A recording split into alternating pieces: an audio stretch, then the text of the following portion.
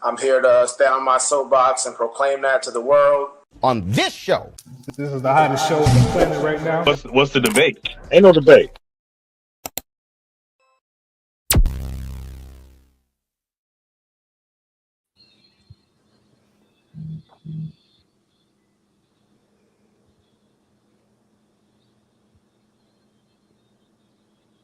You muted, Fresh. You muted.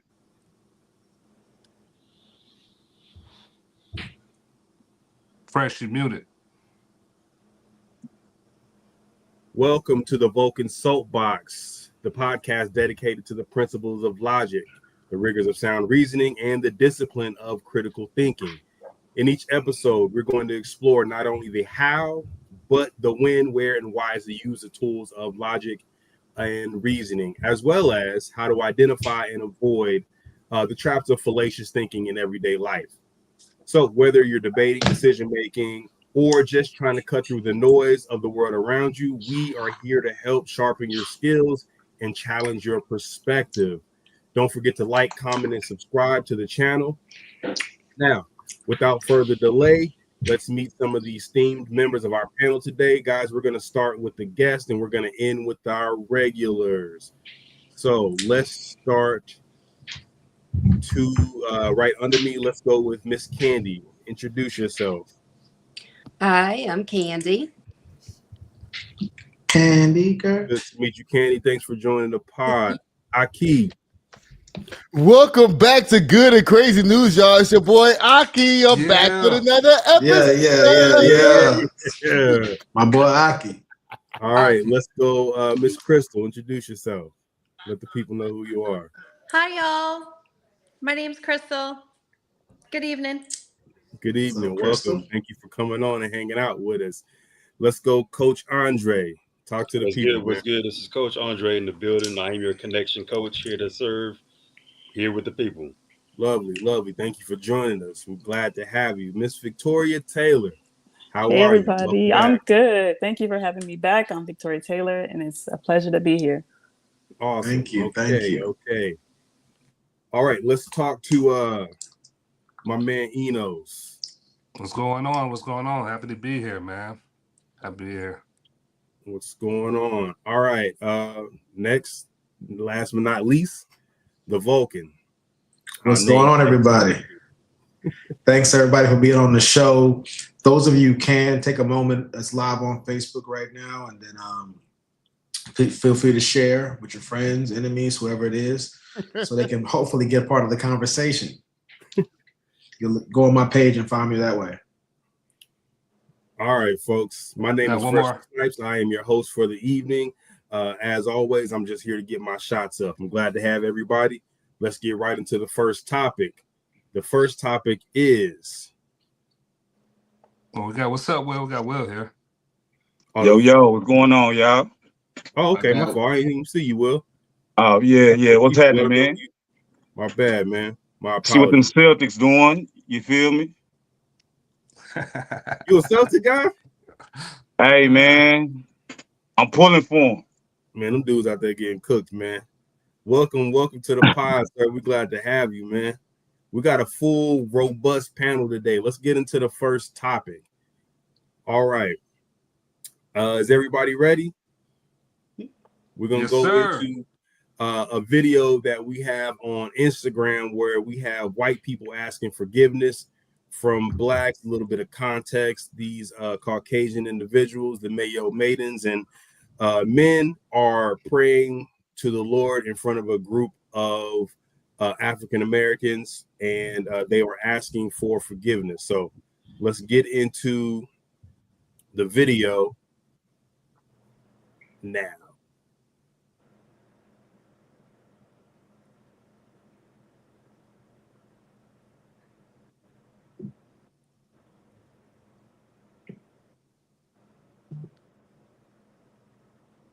I think it's muted. Can y'all hear it? No, we can't hear it.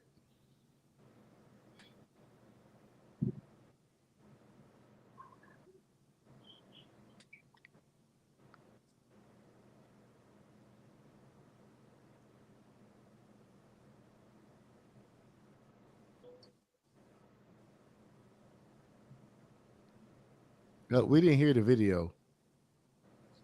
Pressure. I don't know. You muted. We didn't hear the video. Okay. Can't hear you, Fresh, if you're talking. What are the pros and cons of white people apologizing to black people for racism? We didn't hear the video. Say what? We didn't hear the video. No one heard the video? No. Apologies. Let's play it one more time. Can you guys hear that? No. No sound. There you go. Press on that. Yeah. Nah, You said what? Still can't hear anything.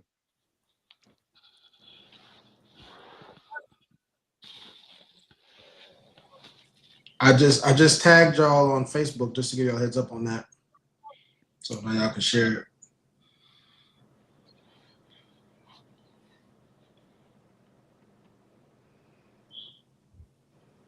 That's good to know. Can we still not hear? No, we can't hear it. But what does it say?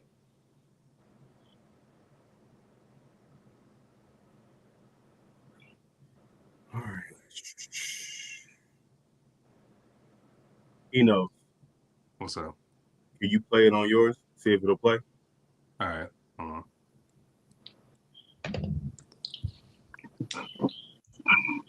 My apologies for the technical difficulties. Let's go into the question first. If anyone has any questions on the context, unfortunately, you guys cannot hear the video, but I could. I'm open for questions, but let's keep the panel going. And if Enos can get it going, we'll listen to it at the end. What are the pros and cons of white people apologizing to black people for racism? So I'll go ahead and explain a little bit about the video since we don't have the audio for it really quick. So that you have here, this is a video where you have a group of white people praying and apologizing to African Americans for racism.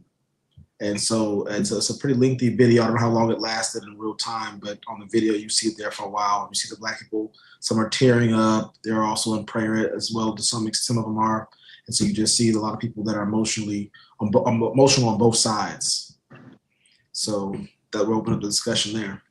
Okay, let's start with Candy. Candy, how do you feel about that? Are there pros? What are the pros? Let's go with pros first, and then we'll come back around and deal with cons. What are the pros to white people apologizing to black people for racism?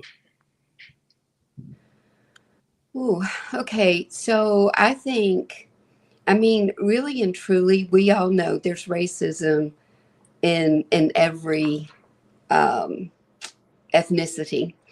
And I think the pros would be that it brings people together, but there needs to be more of an understanding of, and I think that's being that I grew up in the Deep South. I grew up with the rebel flags and all that kind of stuff, but I am nowhere near racist. My ex-husband was black. My grandchildren are mixed. You're not black anymore, Candy? Huh? What? I'm just messing with you. You said they were black. He said they're not black anymore. Was black. I said you're not black That's anymore. Funny. He's not black anymore. Yeah, I want to be. What we need from you is understanding. Hey guys, just listen to this. This is why Vulcan does podcasts and he's not a music artist. All right. Right. Let's go with Coach Andre. How do you feel about this, man? What are the pros of white people apologizing to black people for racism? One of the pros is the only way to actually have connection with each other is to really have accountability for your actions. But in this particular point, it's not really, it may or may not be their specific actions. It could be those of their forefathers and ancestors. But I will say that the positive is it could be a step in the right direction towards healing, towards mending, towards working together to realize that we're in this thing called life together. So that could be a positive. Okay. Very good statement. Aki, what you got, man? I will say this honestly. The white people who would apologize for racism are already allies. I'm not worried about them.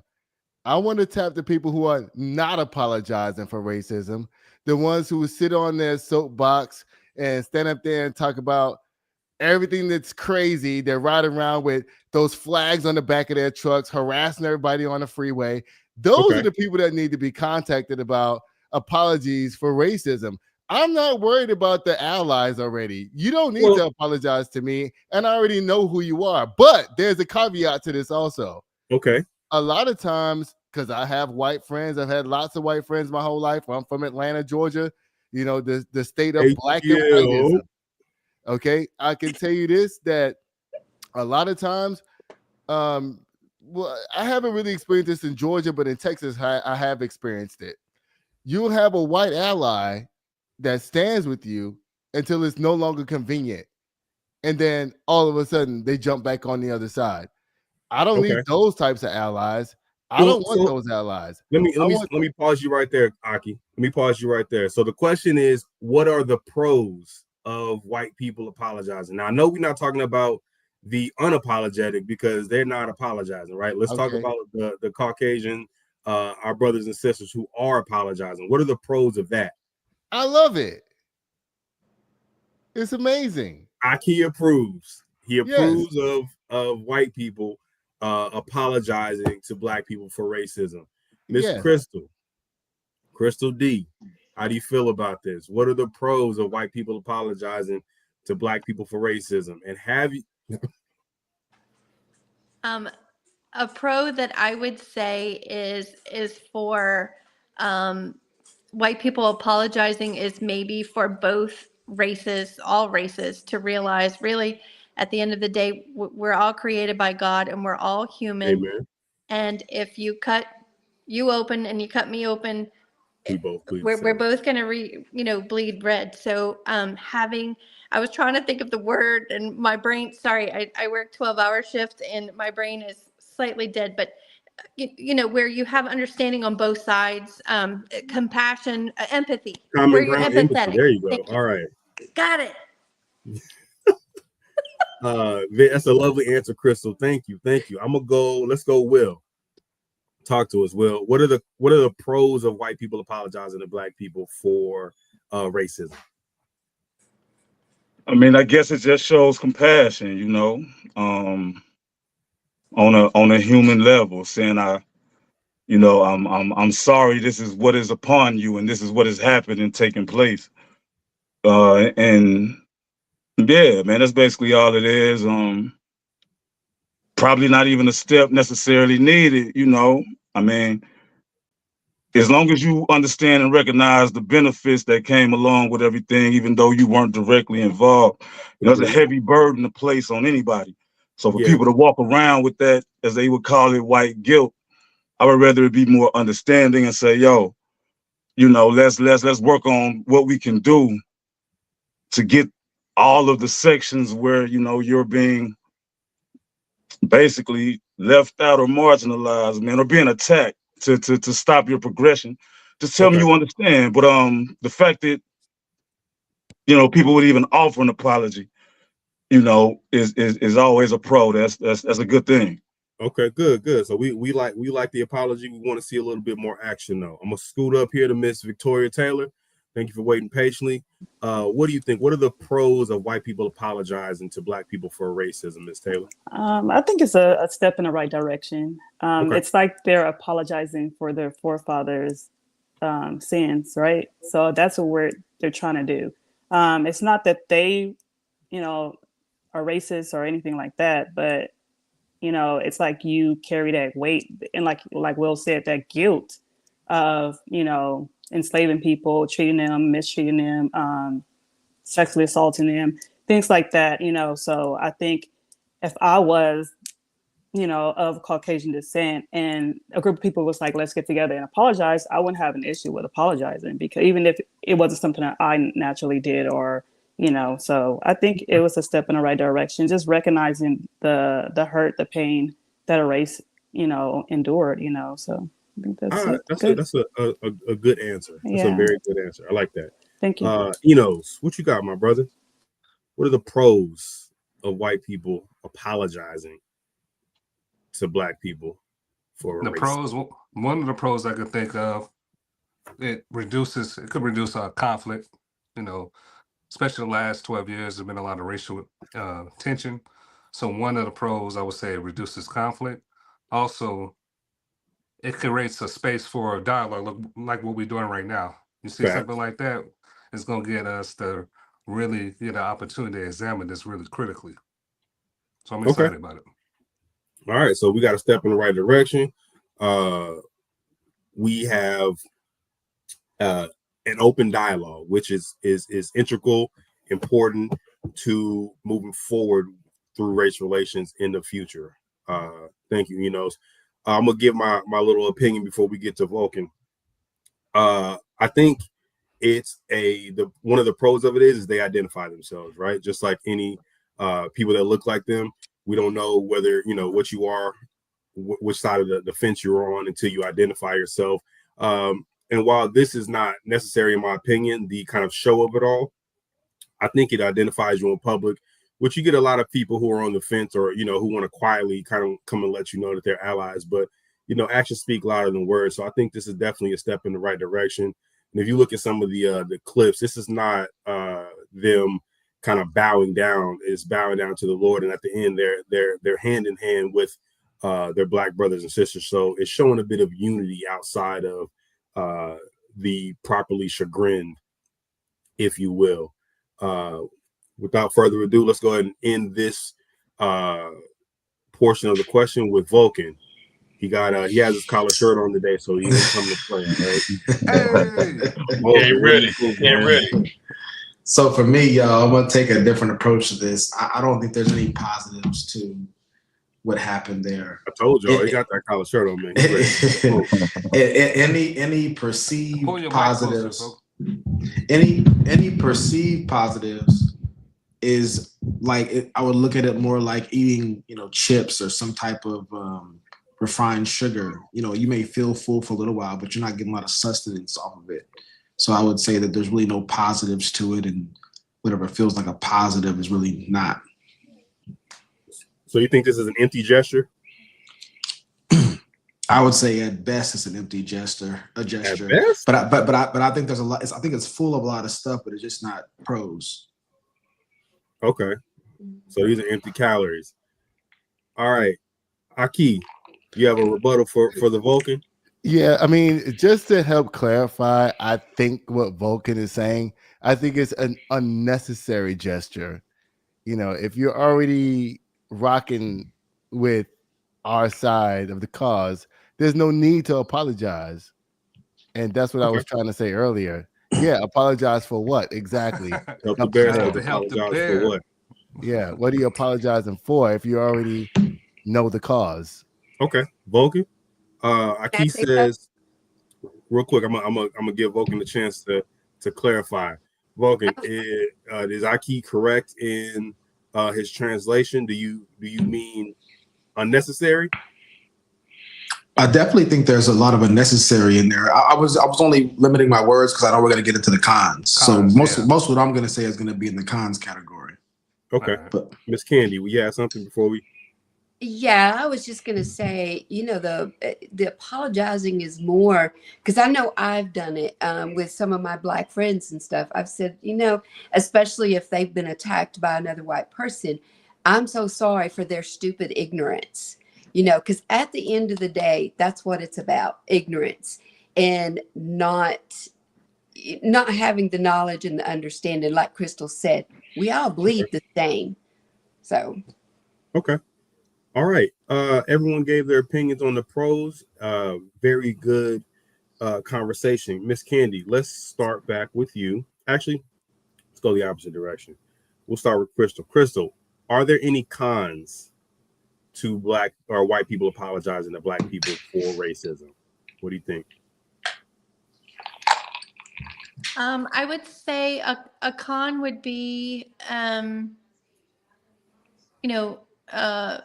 basically, again, back to my original statement, is, I don't even know if it's a con, but the same thing where, I'm apologizing for the color of my skin. I mean, that's questioning, how I was created again, and we're all created by God.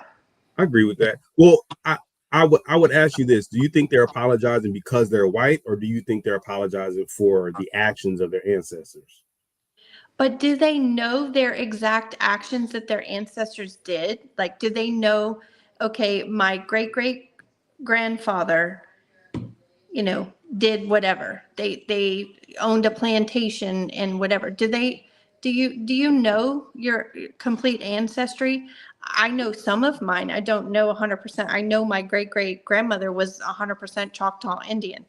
Past that, I don't know too much. So I'm apologizing for something that my family may or may not have done. I don't know for certain. Okay. That's a valid point. I do want to point out, for the sake of the panel, that slavery was not the only form of racism. You got Jim Crow, right? And even if you didn't own slaves or didn't own a plantation, racism or discrimination based upon race was still very prevalent in, really to this day. That's not an indictment of anything that you said, Miss Candy. Excuse me, not Miss Candy.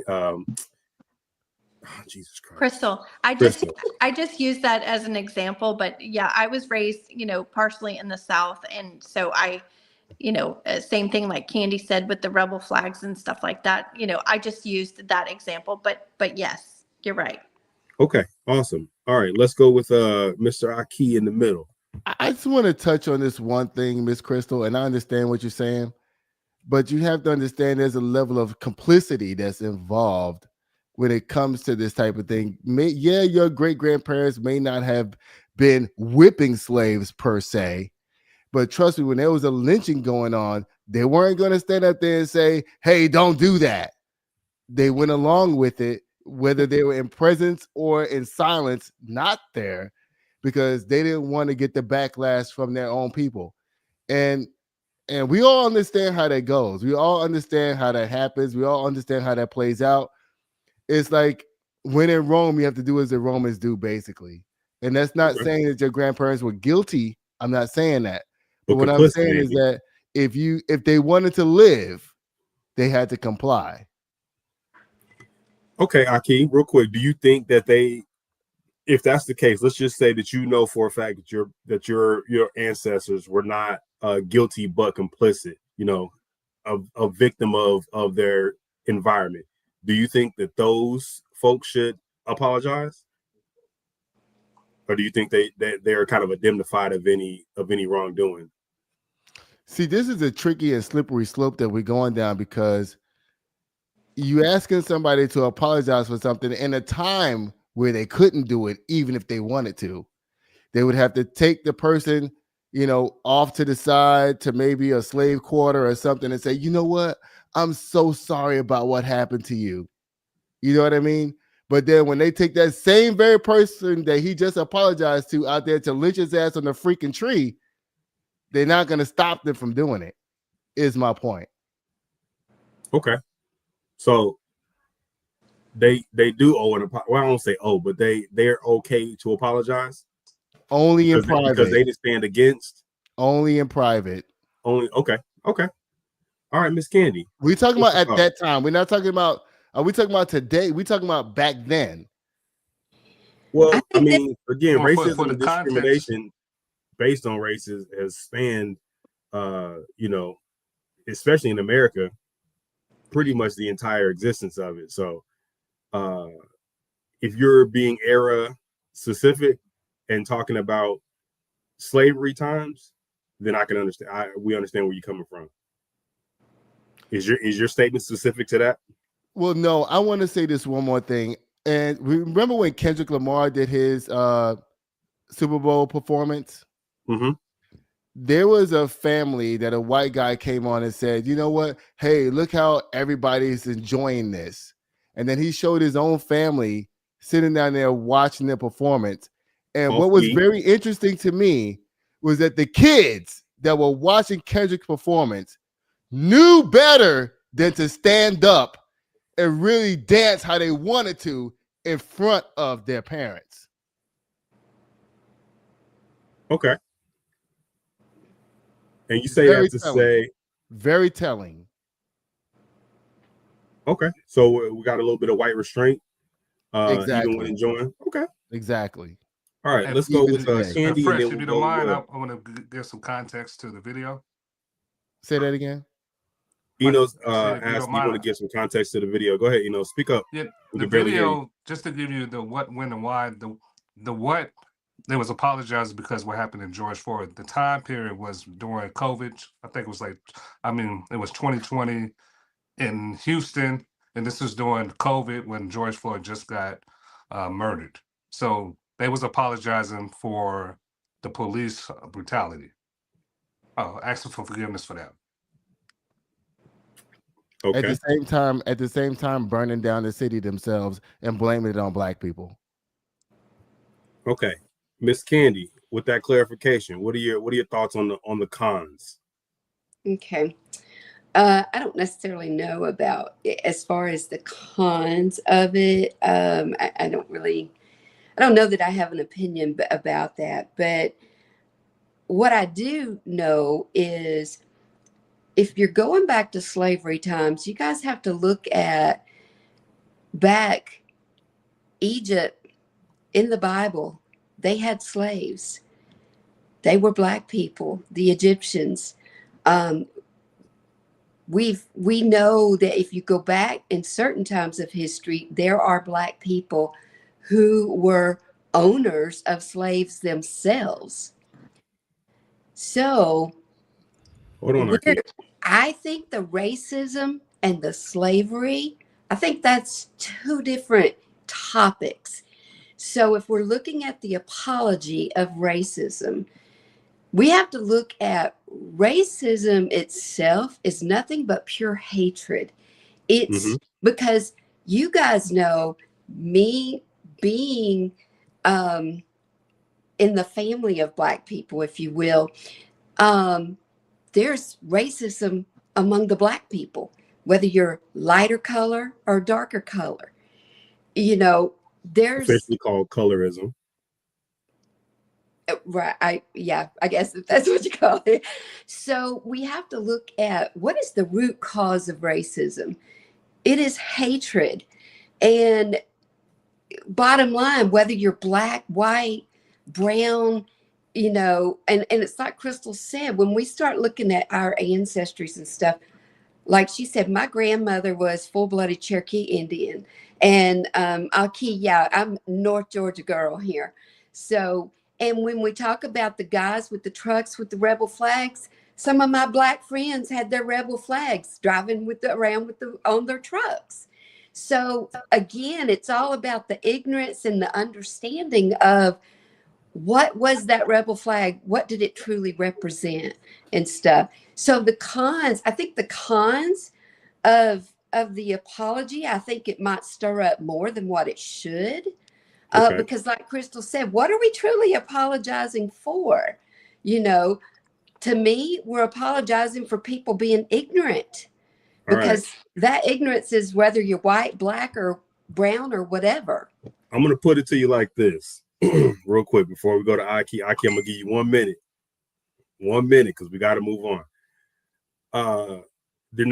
Oftentimes we're not apologizing for ignorance, because for us apologizing for ignorance, you would have to say that these people, most racists, genuinely did not understand or did not know. The fact of the matter is that's just not true, right? A lot of them understood. A lot of them are not, complete idiots, especially when you get up into the higher echelons in society, right? The rich folks. Those people are not ignorant to, the fact. You have plenty of proof that, like Crystal was saying earlier, Black and white people biologically are the same, right? In a lot of spaces, right, where you get buck breaking and stuff, you recognize Black people as superior in certain ways. So this is not an ignorance thing where you truly think that there is a sect or a segment of folks, I believe, who just honestly don't know.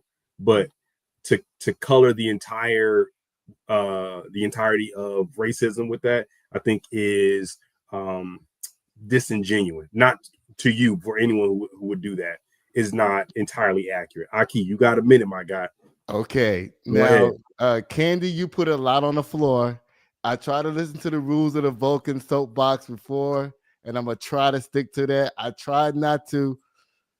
First of all, let's just talk about slavery around the world. The difference between American chattel slavery and slavery around the world is totally 100% different. The difference between what you're talking about slavery is called indentured servant slavery. In America, we did not have that. We had chattel slavery, which is totally different, which meant that we could not ever get out of what we were in. We could never get out of it. Guess what? They raped our women and took our children. We suckled your babies and cleaned your bed in your house. We had to go by different names, and we still do it today. Like, I have cousins that have names that I don't even know their real name, my own actual cousins. 10 seconds, Aki. Okay, so there's a huge difference between indentured slavery and chattel slavery. Let's just keep that 100% clear. Okay, Candy, offline, and everyone on the panel, not just Candy, but go do your research on the difference between indentured servitude and chattel slavery. There's a difference, and it's pretty educational, all right? Cool.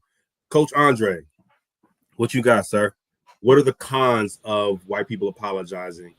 So for me, I really believe that one of the biggest cons for me personally is now I have to raise the question, is this genuine? Okay. That's the biggest thing for me. Is this Why genuine? do you raise that question real quick? Because unfortunately, when people do things with perceived kindness, there can also be a back end intention that I may not know about. So you think they're doing it for the gram? That's what I'm saying. I don't know. Okay. That's the whole point of me saying that is I don't know. So that's the first thing. The second thing that comes to mind is now I have to watch your actions, because apology means nothing if you don't change your actions afterwards. So if you tell me you're sorry, okay, cool. Now what are we gonna do next? Now what are you gonna do to change the situation and change what we're going through? Because if you just say I'm sorry and nothing changes, then you just wasted my time. That's a very good point. So we're looking at is this for the gram? Are they doing it for the show of it all? And what are their actions going to be? Let's talk actions speak louder than words. Thank you, Coach. Let's go to Will real quick. What you got, Will? Give me a couple cons. Shout out to Coach. I mean, personally, man, I'm kind of looking for one, and I really don't see one necessarily, honestly, to be honest with you. Okay, Will, we got all pros for that. You don't think yeah, man, it's huh? So you don't think there's anything wrong with them apologizing? No, man. Like I said, I don't think it's necessary, but you know, it's nothing but a positive going to come out of that, because what I'm seeming to observe, to me, what it looks like in the climate we in, a lot of these conversations, you know, are intentionally trying to implement new laws to not get this understanding. And somebody mentioned earlier, it's a lack of knowledge and a lack of information and understanding. But Andy was talking about ignorance. Go ahead. Yeah. So when you look at worldwide consistently, you know, when it comes to race being a factor, that's where I think it comes into play deeper than just, you know, the last 400 or 500 years in America. You know what I mean? Worldwide, there seems to be basically lighter skinned white supremacist sort of network where the darker skinned peoples of the earth everywhere, you know, seem to get the short end of the stick. And even their stories about what happened to those past civilizations are being, you know, hidden, wiped over. So for me, when you look at the race and you know, get a little deeper into the whole issue, man, worldwide for thousands of years, there's been this struggle. And we're seeing now, and we've been seeing, but people now can see it, but the conversations about it don't seem to be wanting to feed people the real information. And that's why they call these things, you know, basically whitewashed. You know, every civilization is kind of having their stories, you know, wiped over. So it only hurts society as a whole worldwide. We're seeing it now with the whole, you know, DEI situation, man. Me personally, I believe that. Hold on. Let's not get into that. That's oh, my bad, fam. No, you good. That's gonna open up another can of worms. We won't got time. I just don't understand why these things can't be taught, and I think that's where we get it mixed up. I mean, look at, even to go deeper, if Dr. Francis Prince Wilson, you know, talks about the reasoning behind maybe we are kind of under attack, or maybe these people may feel threatened and want to keep their lifeline alive. And the only way to do that is to kind of stop the mixture between, you know, us. So that's something to think about. And when you look at the construct of what we learn, even religiously. Hold on. I don't want to get too deep into it. Okay, my bad, man. My bad. No, you good. So in full, in summary, you don't think there's anything wrong with them apologizing, because that's the first step in kind of disappearing some of the things that are put in place to keep these conversations from happening. So the open dialogue is cool with you. Thank you. I need these younger kids coming up to understand some of these things, and it's sad to watch them not have anybody who can, you know, point them in that direction. Okay, Miss Victoria Taylor, what you got? What are some of the cons? Oh my God. So I remember seeing the image or video, you know, during that time.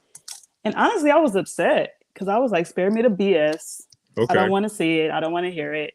Where was this apology before the viral killing of George? That was my thinking. Okay. Moving forward from 2020 and whenever it took place, working with predominantly Caucasian people, you know, teaching their kids, you know, living in their communities, things like that.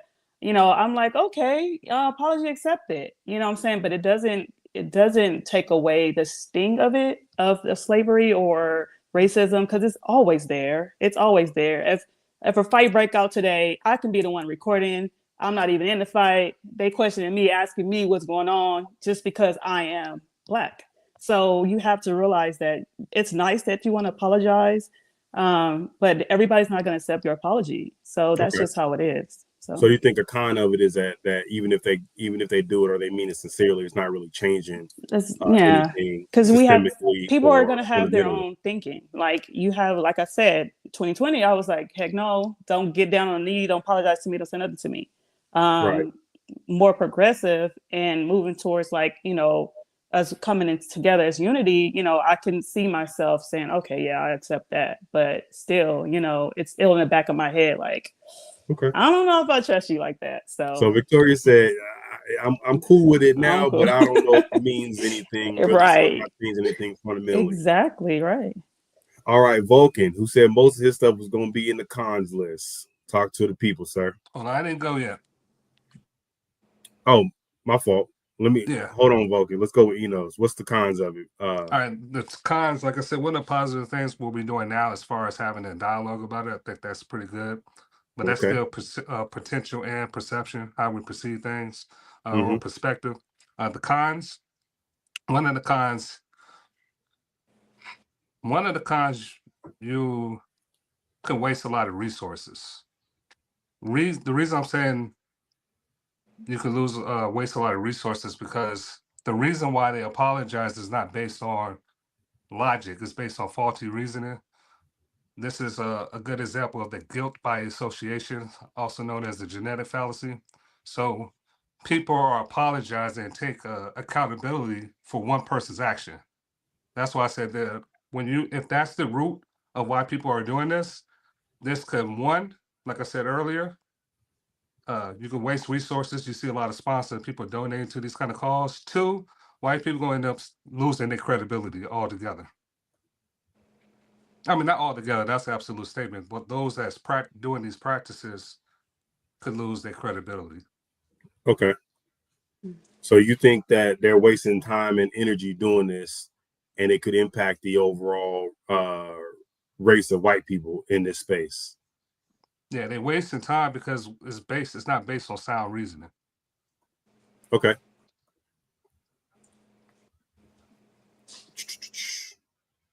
All right, I heard you mention the genetic fallacy. I could pull that up. You can go to Vulcan now. Unless you can pull it up. Yeah. All right, go ahead. And that's why you're doing that. Vulcan can go ahead. Yeah, go ahead. Yeah, Vulcan. Let's talk. Let's go to Vulcan. Let's talk about how you feel about it, sir. What are the cons? I won't go too deep into it because I know we've been on this for a little while, but I'll just say one of the main cons that I see with it is it's a very empty and vacuous thing to do, to apologize on behalf of people that existed in the past, aren't even alive anymore. Yeah. You know, all it can really serve to do is an empty manipulative ploy. You know, there's no way to do it any other kind of way. And so the con is one, that the white people on that side think that this is in some way meaningful. On the black side, you see them crying and lamenting what's going on. It's like they're so desperate for some type of empathy that they're willing to take any symbol of it that's not even the real thing. And so I think it's a con on both sides, because, you know, it reminds me of, I was listening to Dr. Umar Johnson one time talking, and he got a message coming in that says, hey, look, you know, I'm just about to give up on the cause. You're our last hope. And whoever sent that message to him, I thought it was so sad that they're putting their last hope in Dr. Umar Johnson. You know, like, you shouldn't be putting your hope in anybody like that. You know, you have hope in ideas, you have hope in certain outcomes and, you know, certain future events, but you should never place your hope into one person unless you're going to put it in, you know, to Jesus. But outside of that, you shouldn't be put into just man, right? Because people are going to fail you. And so them apologizing to them is empty, unless they want to apologize for their personal racism that they've done in their own lives. That'll be maybe a meaningful thing. I would take that if they say, hey, look, I've done this. But it's easy to say apologize on behalf of somebody else. You know, there's a Mark Twain quote, and he's probably not the best person to quote when it comes to these racial conversations, but he has a quote that says, the weakest of all weak things, he says, the weakest of all weak things is the virtue that has not been tested in the fire. And so it's easy to say, I'm sorry and all that kind of stuff. You don't have to show anything in the moment. And the fact that people on the other side don't understand that that's not a meaningful thing to do. It doesn't have any, it's like when somebody says, I'm sorry you feel that way. Somebody does something wrong to you, and instead of apologizing for the actual thing, they apologize for the way you feel about it. Some people will take that. Some people in their naivete, will take that as a real apology. And it just shows they're just grasping for anything. But the reality is there's no substance in that. So that, to me, the con is that the black people are being con and the white people over there are delusional. I want to add, can I add something to Vulcan saying first? You know, go ahead, sir. I wanted to say, when you said that what stood out when you said the one person apologizing for yourself. If you think about the core purpose of apologizing is acknowledging harm. So these group of people are acknowledging the harm they're doing. This is why I say the guilt by association. They are saying that they harm individuals and they apologize on their behalf. That's what I say it's backwards. But yeah, that was my 2 cents on that. Okay, Help the Bear says forgiveness is not an occasional act. It is a permanent attitude. Martin Luther King Jr. says forgive the white folks. Oh, no. Martin Luther King Jr. didn't say this. Help the Bear said forgive the white folks already. Jeez, get off their backs. Leave them be. All right. Very good dialogue surrounding that. Let's move on to the next topic, and we'll be quick about this. What does it say about the white people present? So what does it say about these white people here? We can probably skip all this stuff. We all kind of covered these last ones. Yeah, we can just go to the next topic. We already kind of got into that and how we feel about people apologizing for something that that they didn't have anything to do with. Give me a second. Matt. You want more? What does it say about black people? Does anyone have anything that they want to say about this? Yeah, we can just go to black people there. I mean, to just say, man, hey, we open. We looking for anything. You know what I'm saying? Any type of understanding, I guess. You know, I think that's part of it. People got to come together somehow. You know, yeah, so Yeah, I think a lot of ways this reinforces the wrong kind of philosophy, even part of the philosophy that keeps racism a thing in the first place, a certain tribalism. If you identify with your group to that extent to where you think you can apologize to people who aren't even there, then that's the same people that's going to be like, if I don't like one black person, I don't like all black people, because you look at them as a group and not as individuals. So I think in a lot of ways, this is reinforcing the wrong things here. I mean, doesn't it say that it's a system that seems from the optics of any human living that is a certain oppression and you know, a concerted effort to basically, like I said earlier, man, thwart the progression and minimalize a certain people here. I mean, you got wage discriminations, you got, you know, housing and loan disparities amongst qualified peoples. You know, the whole redlining issue.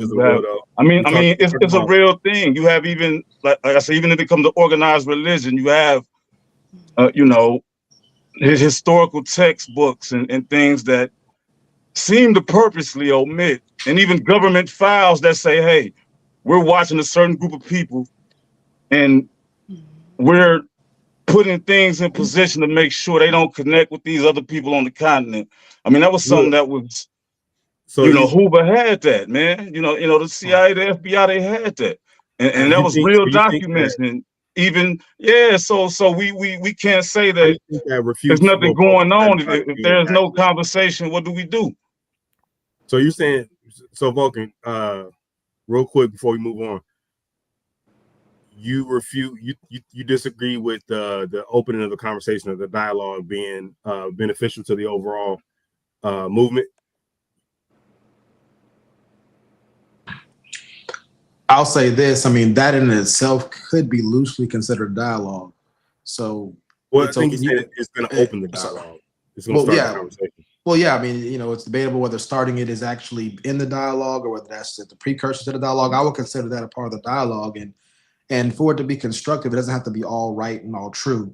So, if somebody wants to apologize on behalf of all white people, and black people want to take the acceptance for all black people, it's incorrect. But we can start there. We don't have to start on the truth. We don't got to start in the right place. People can be corrected in the middle of the conversation and go, hold on, what are we doing over here? Let's move past this. So I think it can be good because it is a dialogue.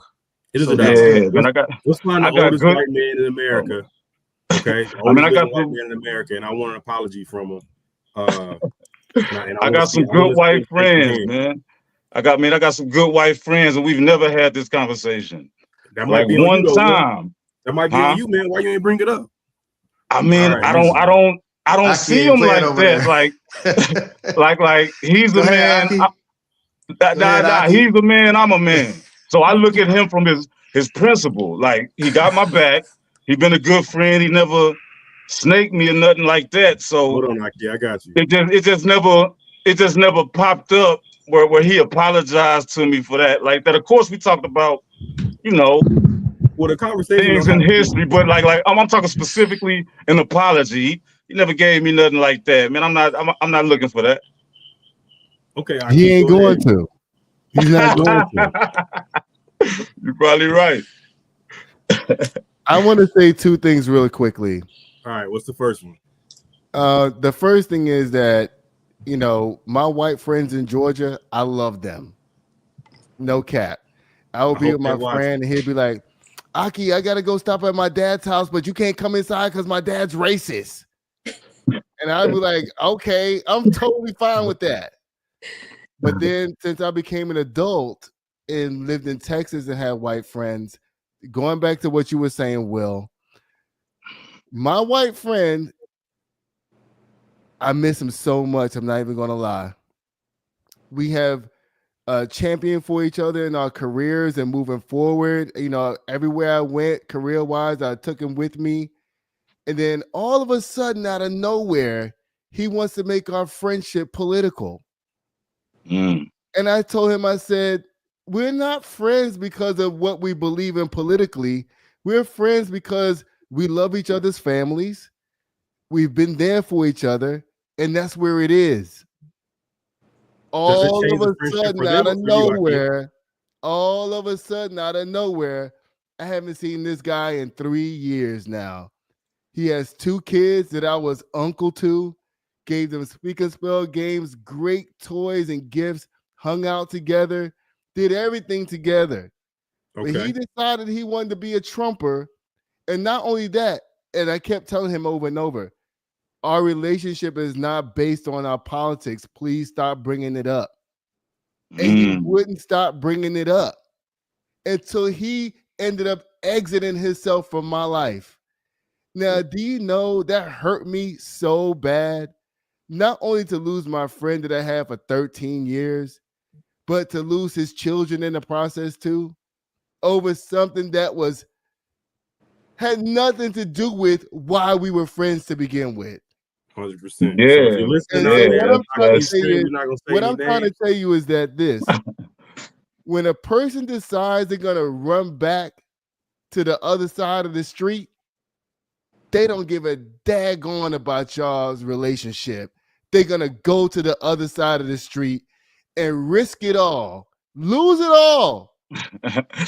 I mean, that's the way the game go, though. I got some conversation that was never even requested in the first place. That can happen with anybody, right? People. I'm about to say, man, yeah, I got some brothers that's like that, man, and you know they on the other side over there. And guess what? Guess what? Byron Donalds and all of them and Candace Owens that you talking about, and the Justice Clarence Thomas, they can all stay over there where they at because I don't give a nothing about them either. All right, guys. So we're gonna get into. I'm really trying to follow y'all rules up on here. Let's talk about matchmaking. We're gonna shift gears a little bit. We're gonna go into matchmaking between men's is and women's is. All right, so I'm gonna play a video real quick. Y'all let me know if y'all can hear this. No. Can y'all hear that? No.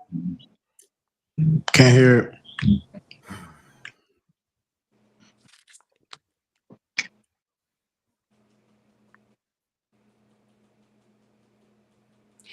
It's going to be on your settings. Do you have are you using a headset? No, I'm not using a headset. Let me see if I can't find it because we have the links in here.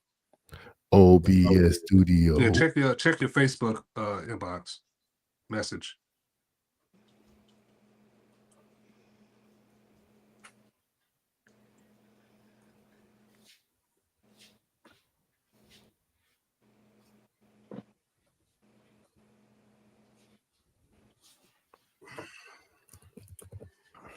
All right, so what we have here is in context, and Vulcan can go into a little bit of context here while I work on this.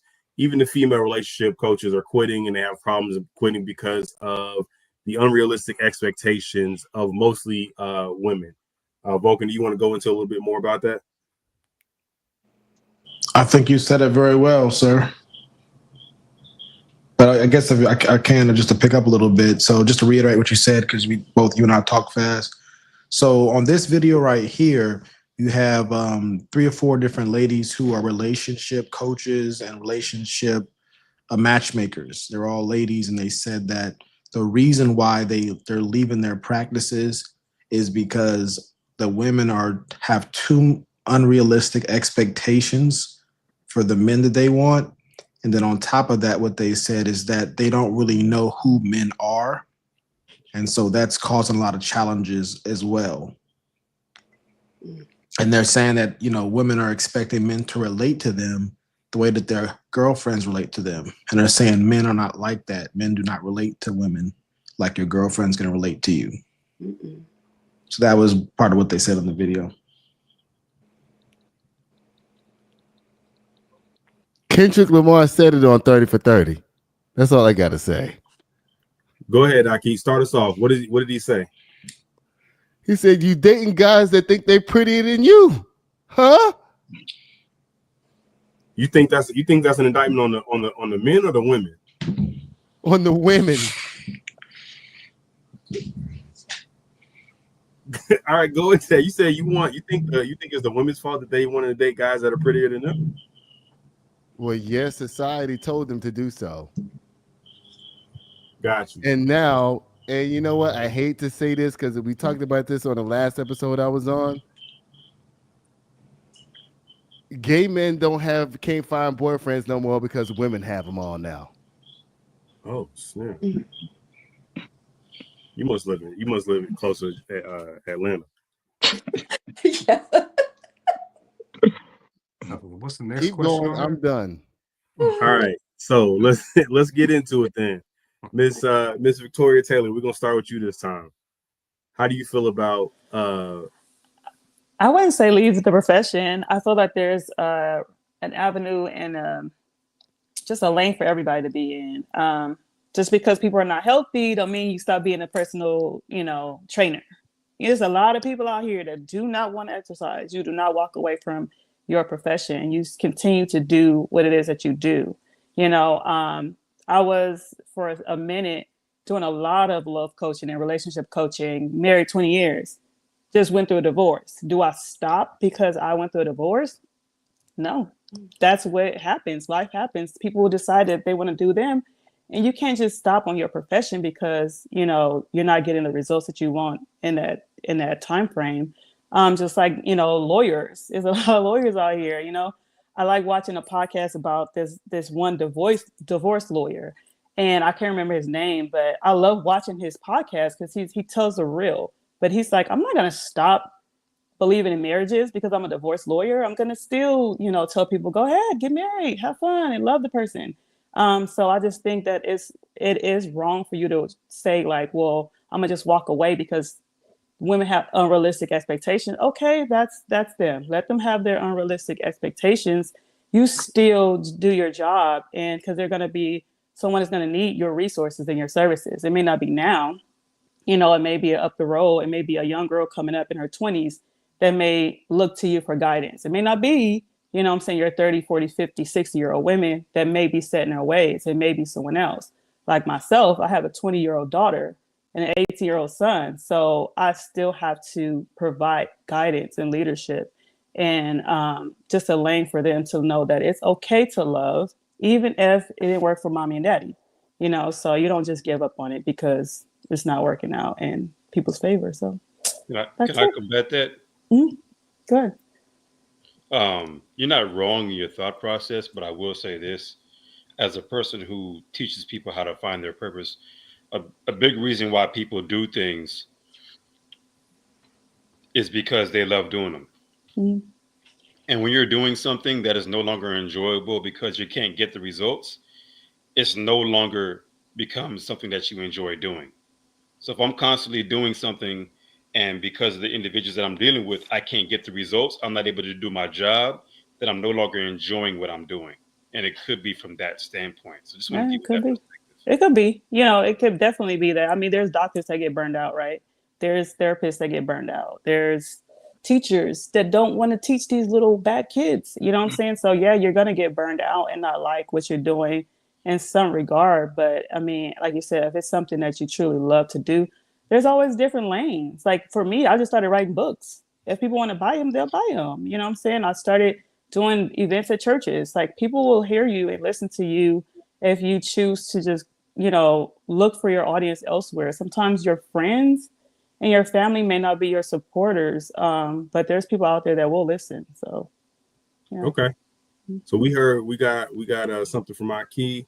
We got a little bit from Miss Victoria. Let's go, Coach Andre. Do you think modern women have unrealistic physical expectations? And if so, why? A lot of them, yes. Okay. Why do you think that is? When you say why, when you say why, I go back to the foundation. In my mind, it comes down to a lot of them are raised without a very active, present father in the household. Okay. That's the why that I believe, honestly. Because the very first person that a woman should, quote unquote, date, know, love is her father. And he should cultivate her and show her how that is to be coming from a man's perspective. Okay. So you think women's modern women's physical expectations are unrealistic because a lot of them grew up without fathers in the household? 100%. Okay. 100%. And it's not, of course, it's not all women, but there is a wide range of a lot of them that do have unrealistic expectations. Yes.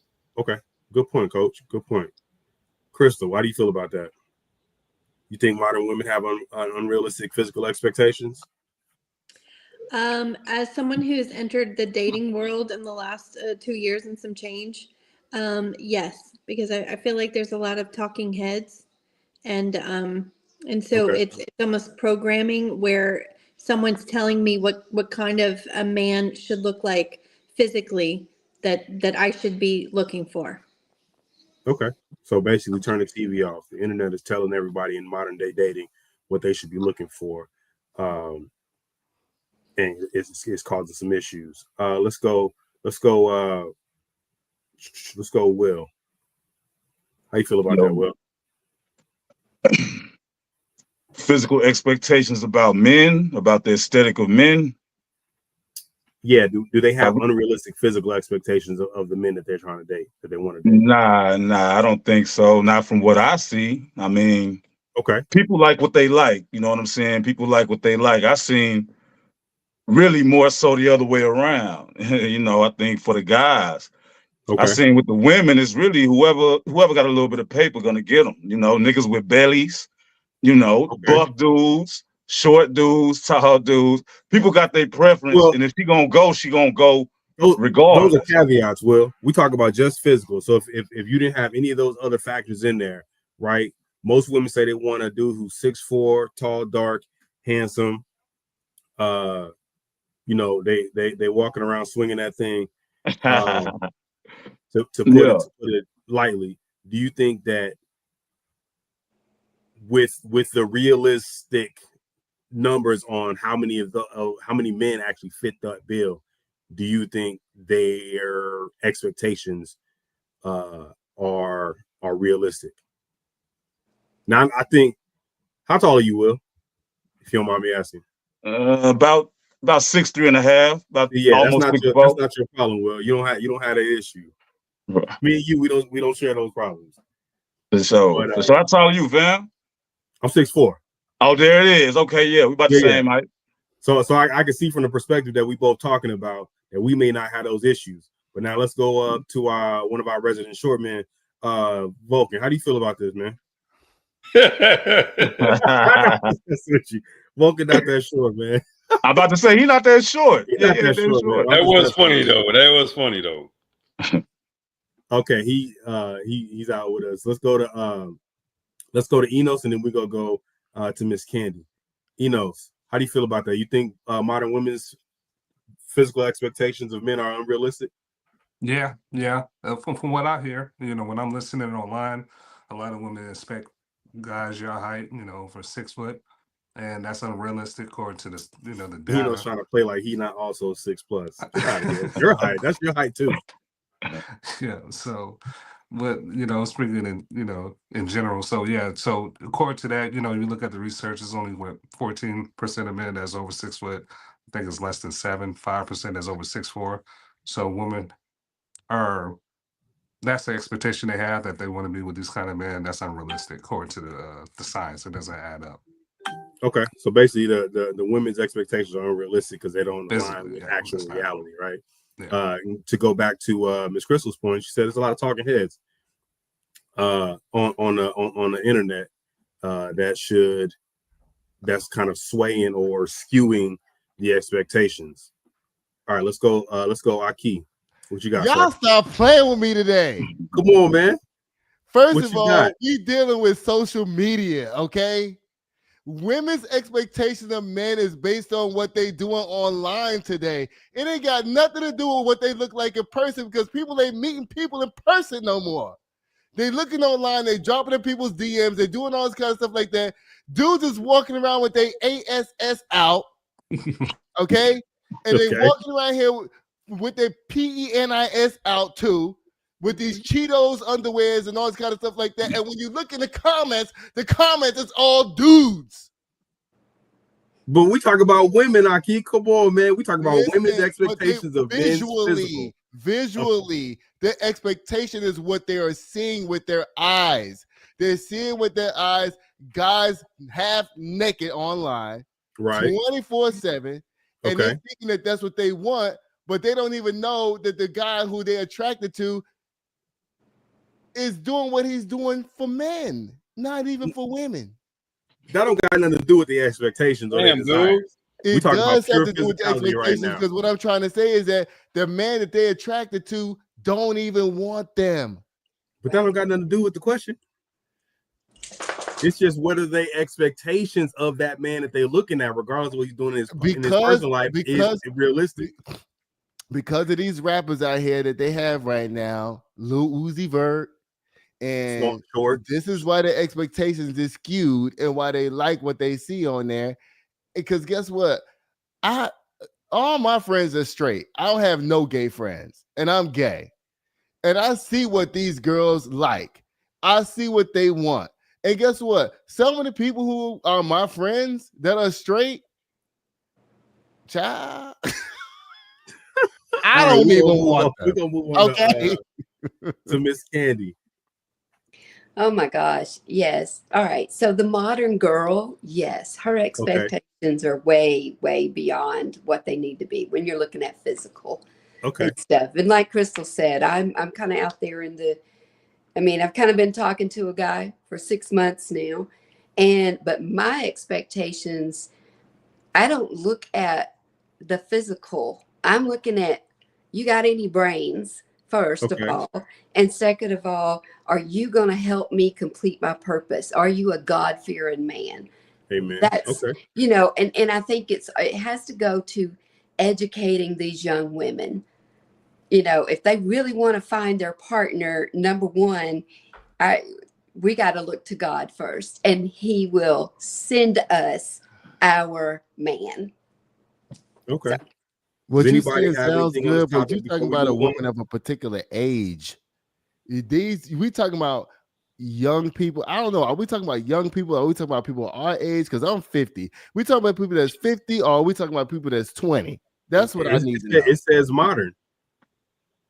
All right, we're gonna play the video for y'all to hear real quick.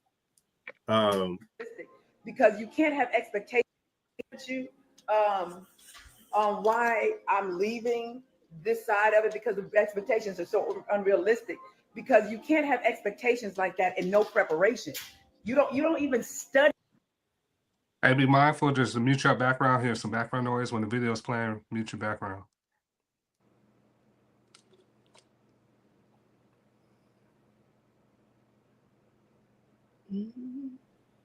Can't hear it anymore. We used to hear it. You can't hear it anymore. Because you can't have expectations like that and no preparation. You don't even study, like how do you want a man and you don't study even how to talk to a man? You don't even study, how men process. You don't even study so much ego and pride. There's nothing. It's just they demand these traditional, like I said, traditional men, but they want to be modern and wonder why they're not attracting certain men. They're barely. You women don't have any problems expressing yourself when it's something negative to a male. But let a woman come up here and we have to have a real talk moment. All of a sudden, I don't like this show because I feel low. You don't like the show because your ass don't want to take direct criticism. And you know what? That's why your ass is going to be watching me as long as I do the show. And you ain't going to get a man because last year and beginning of this year, I stopped matchmaking. And the reason I stopped matchmaking is because I literally was I can't handle female clients. I was a matchmaker that matched females, and I had a few male clients, but predominantly I was matching women. And listen, it was such a valuable lesson for me, because what I learned is that the average woman doesn't really want just a good man. She doesn't want a husband. What she's really wanting are these standards or ideas that she has of what a man is supposed to be. But this is nothing what men are. This is not realistic for who men are, how they think, what they value. It's just this preconceived, idea that women have of who men should be. But this is not reality. Okay. So literally the standards here that I see consistently in women that stay single, do not get married, and the difference between women and wives is understanding, one, that men are not women. He's not going to be your best friend like your best girlfriend. You can't talk to him like that. They don't talk like that. They don't talk that much. They're not so sensitive and girly the way we. I'd like to. Can you send me that clip? I'd like to see it.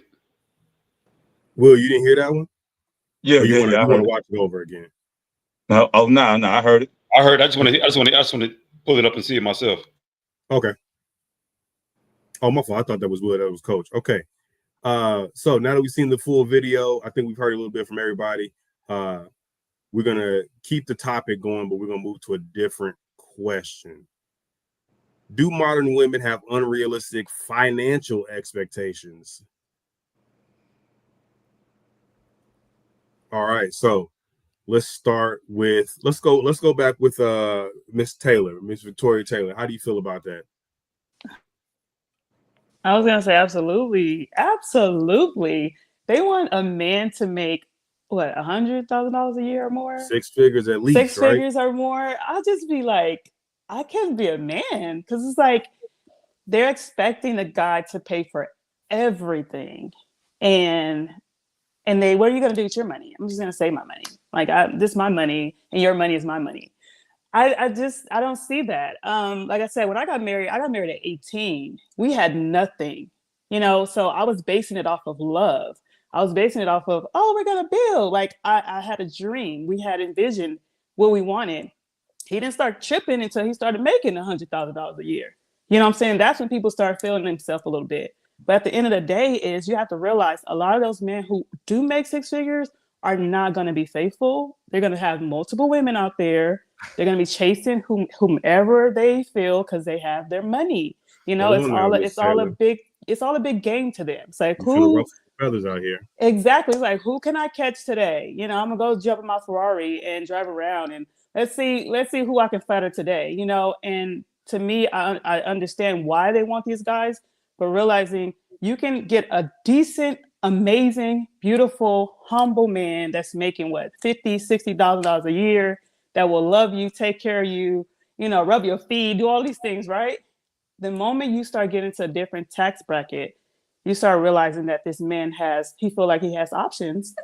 And then when he feel like he has those, I'm speaking, well, AK, whatever, however you say your name, I'm speaking from experience. So, I got 20 years into this. So when I see this happening for people, I always tell these young ladies, be willing to grow with a man, be willing to make sacrifices. If you guys are bringing both your money into the home, it's no problem with paying a bill. I used to love, like, okay, I got money. Like, let's go to a concert. Like, let's do this, let's do that. It's not always about going with a man who makes a certain amount of money, because what if his money and his things and trinkets is all he's caring about and he's no longer caring about you? So you have to just be mindful of that. So. All right, I see Aki Go over ahead. there. I'm about to have a heart attack over here. Don't have a heart attack. All right, don't have a heart attack. Not on the screen, years old. I'm 50 years old, and I'm gonna tell you something right now. The problem is with the women or the mates with the man that makes $100,000 a year is that y'all get jealous and stop doing what you're supposed to do because you think we're thinking all about our money. That's what the problem is. See, you need to get out of your own mind and be like, you know what?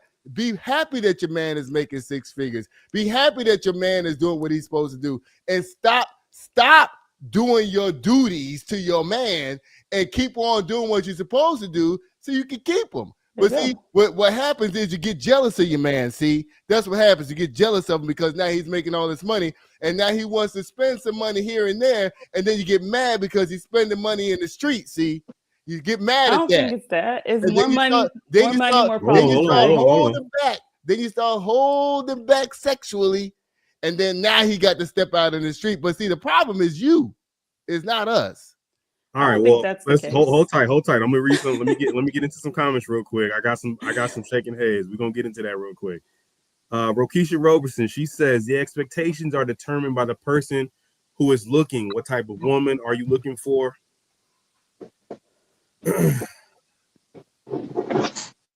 To find it, perhaps the example of these female coaches is following a narrative that says women don't want a good men.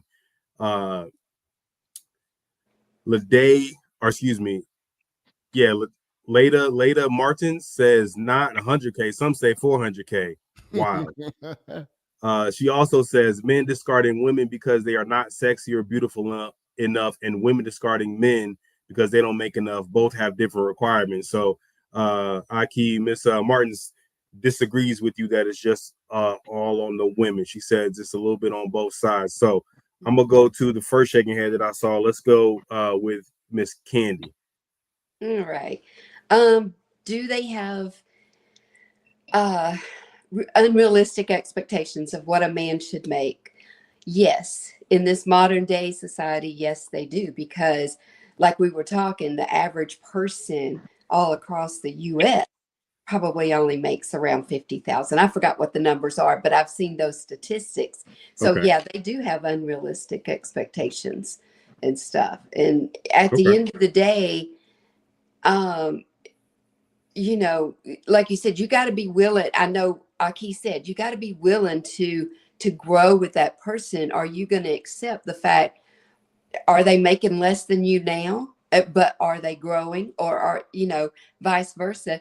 That's something that should be discussed right in the beginning of a relationship on what your expectations truly are. But right now, yes, I believe there are a lot of unrealistic expectations. Okay. Well, how you feel? You feel like women's expectations, modern women's expectations of what a man should be making salary wise are unrealistic?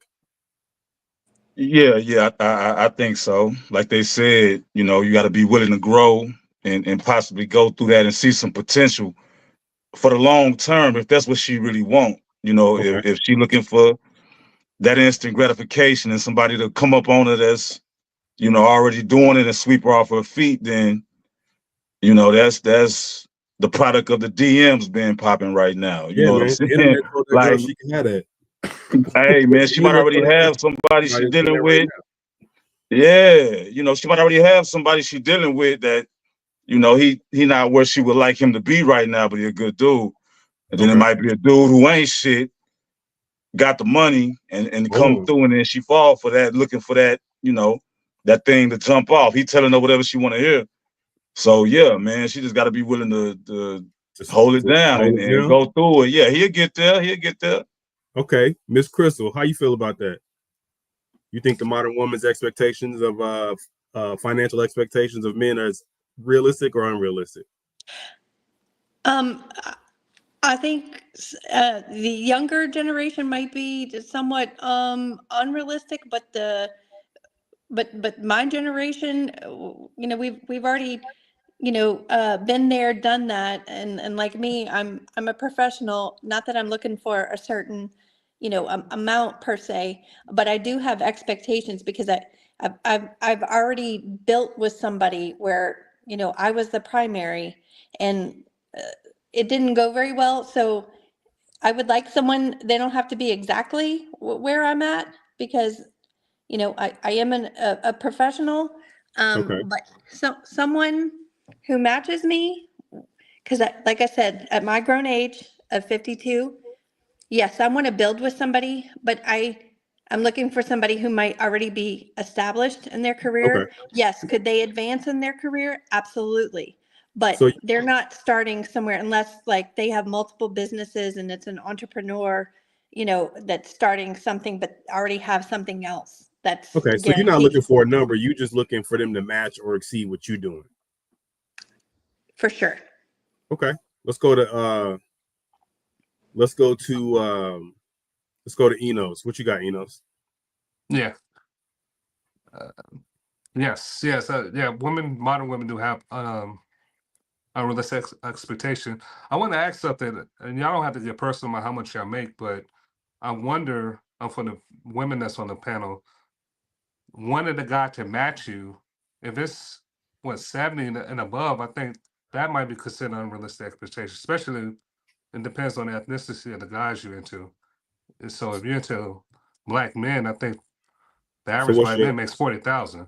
So what's your question to the ladies of the panel? It seems. Yeah. So if a guy's not making over 40,000 or 50,000, is that considered unrealistic expectation for the panel? You know. Okay, so I'm gonna go through. We'll start with Victoria, and we'll cycle through the ladies and see. You know what? I honestly feel if you are making 40,000 and you're an amazing person, and you come to me like, "Hey, this is what I got." Listen, I know how to make some money. You know, I know how to. You know, we're gonna build, we're gonna invest, we're gonna do whatever we got to do. It's not about where you start. It's about like how you continue to progress in life. And I think sometimes people get stuck. They get so stuck. Like I said, dealing with my ex, he got stuck. I was the one pushing him. Go get that 6-figure job. I don't think I can do it. I applied it and give it to me. Go back and try again. Go back and try again, and got it. So that's when you have to have a woman behind you, pushing you and telling you, you're the greatest, you're the best, you're this, you're that, you know, just to get you confident enough to go and apply yourself. So yes, you got 40,000. Hey, we can work with 40,000. Let's go. All right, all you eligible bachelors out there, right? If you're a wonderful person, Victoria, I didn't say I was single. Come see it. Come see me. All right, I didn't say I was single, so. So you what asked Victoria? So you got a time limit? It's a certain time frame. No, I would not put a time limit on a man because I understand that he's facing a lot. Earlier, you did say hold earlier. Hold on, real quick. You know, let me get through the. Let the ladies answer your first question. We'll cycle back through. Okay. Crystal, 40,000. That's about the average. If a man is making 40,000, and you expect him to match you, so if you make more than 40,000, Enos wants to know: is your expectation of a man to match you or exceed what you're making unrealistic based on the actual numbers? I'm sorry. I have already been the 40,000, and I'm sorry, but no offense to anybody. But no. No. Well, Crystal, the question is, and let me just clarify. The question is not what you want. The question is, do you think the expectation of a man that tries to date you to make more than $40,000 to $50,000 a year unrealistic? Yeah, the average man, I believe the average man makes 48,000. The average man, 48,000. So Crystal says she doesn't think it's unrealistic. She thinks it's realistic. Okay. All right, Miss Candy. A gentleman with $40,000 a year. Let's go 45. Right. Let's be generous. He's making $45,000 a year, which is about the median. Approaches you. Is it unrealistic to expect more of him? No, and yes. No, come on, Candy. You're supposed to be in the middle. You don't know my ex. No. Okay, so here's why I say that. Can we go into the relationship when he's at 40,000? Of course. Okay. But he has to have ambitions and plans. He's got to have ambition. Okay, exactly. He got to want more than that. Yeah, and I got to see that first, because here's what with my ex-husband, $13 an hour. I was the 6-figure maker at the time. His army buddy reached out to him, offered him a job starting 45 to go training. He didn't want. I said, baby, we can move. We can move right now today if that's what you want to do. Like Victoria said, I was pushing him. He never wanted to do it. When I lost my 6-figure job, we lost everything because he still wouldn't get out and do it. I left. You see what I'm saying? Right. That's why I'm divorced now. So it's not a necessarily expectation. The man's got to have ambition.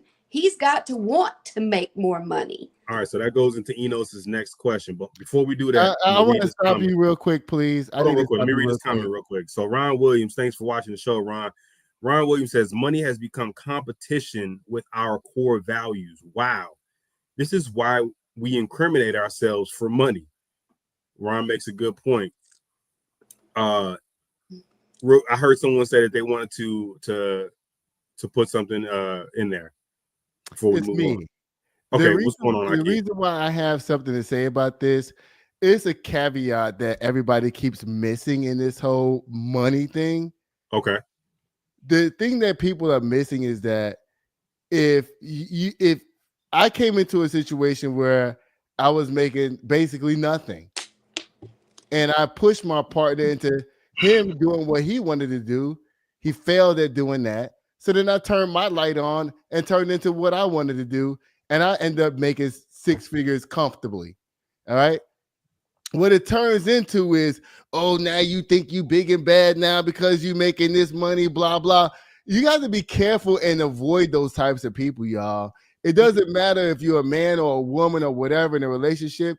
You have to remember that, number one, know who you getting into a relationship with. That's the most important thing.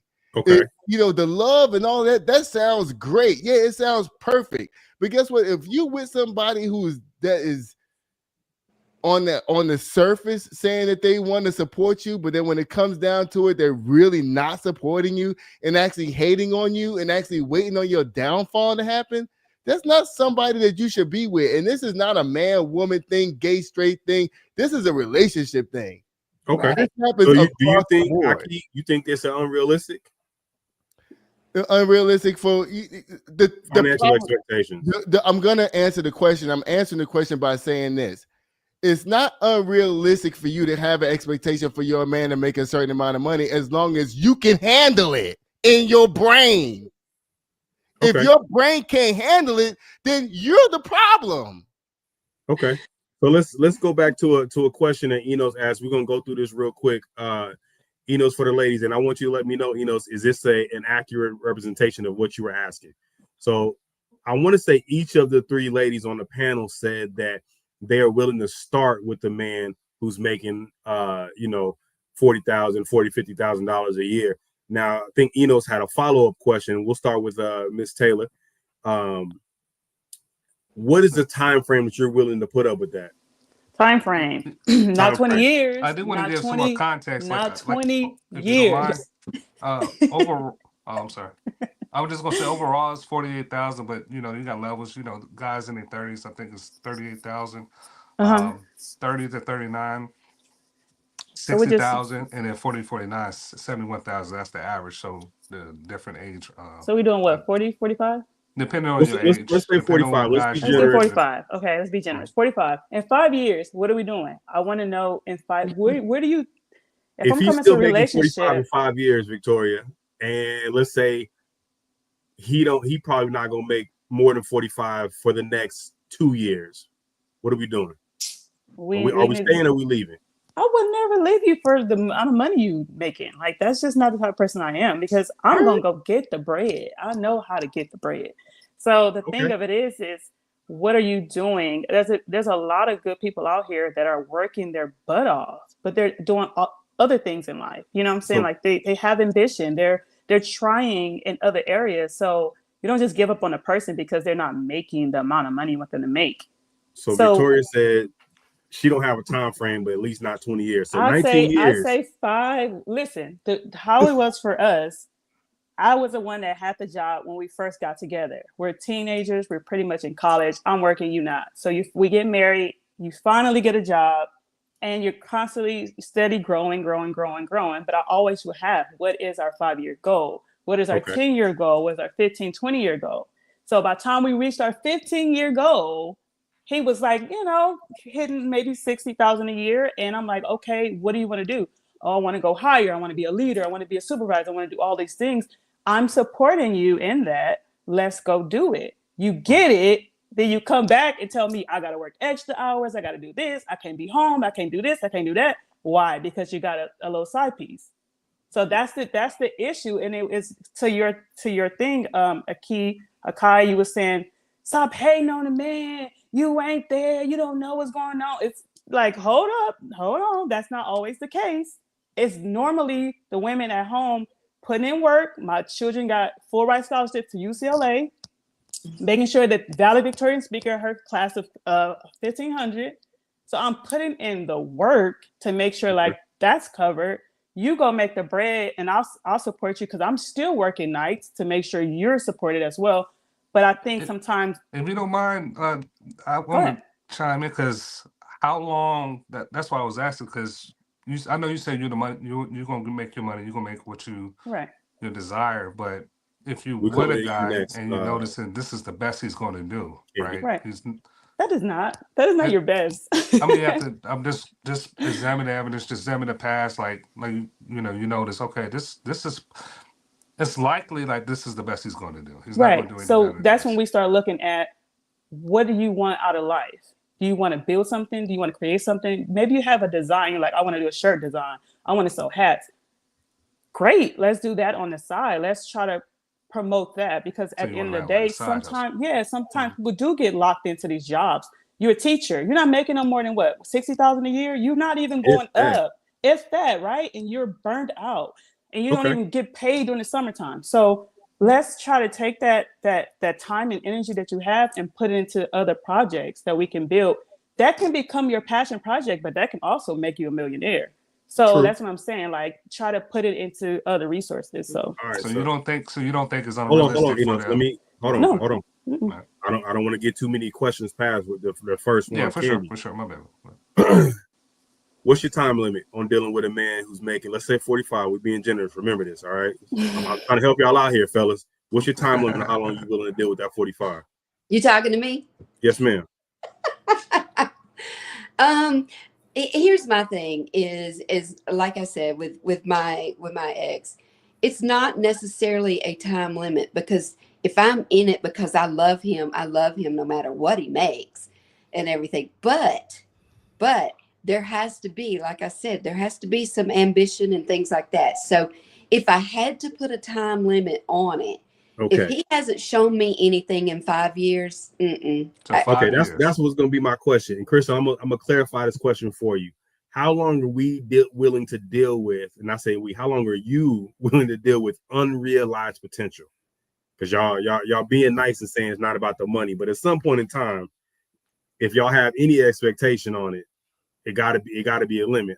So how long are you willing to deal with a man making $45,000 a year and not realizing his goals to make more?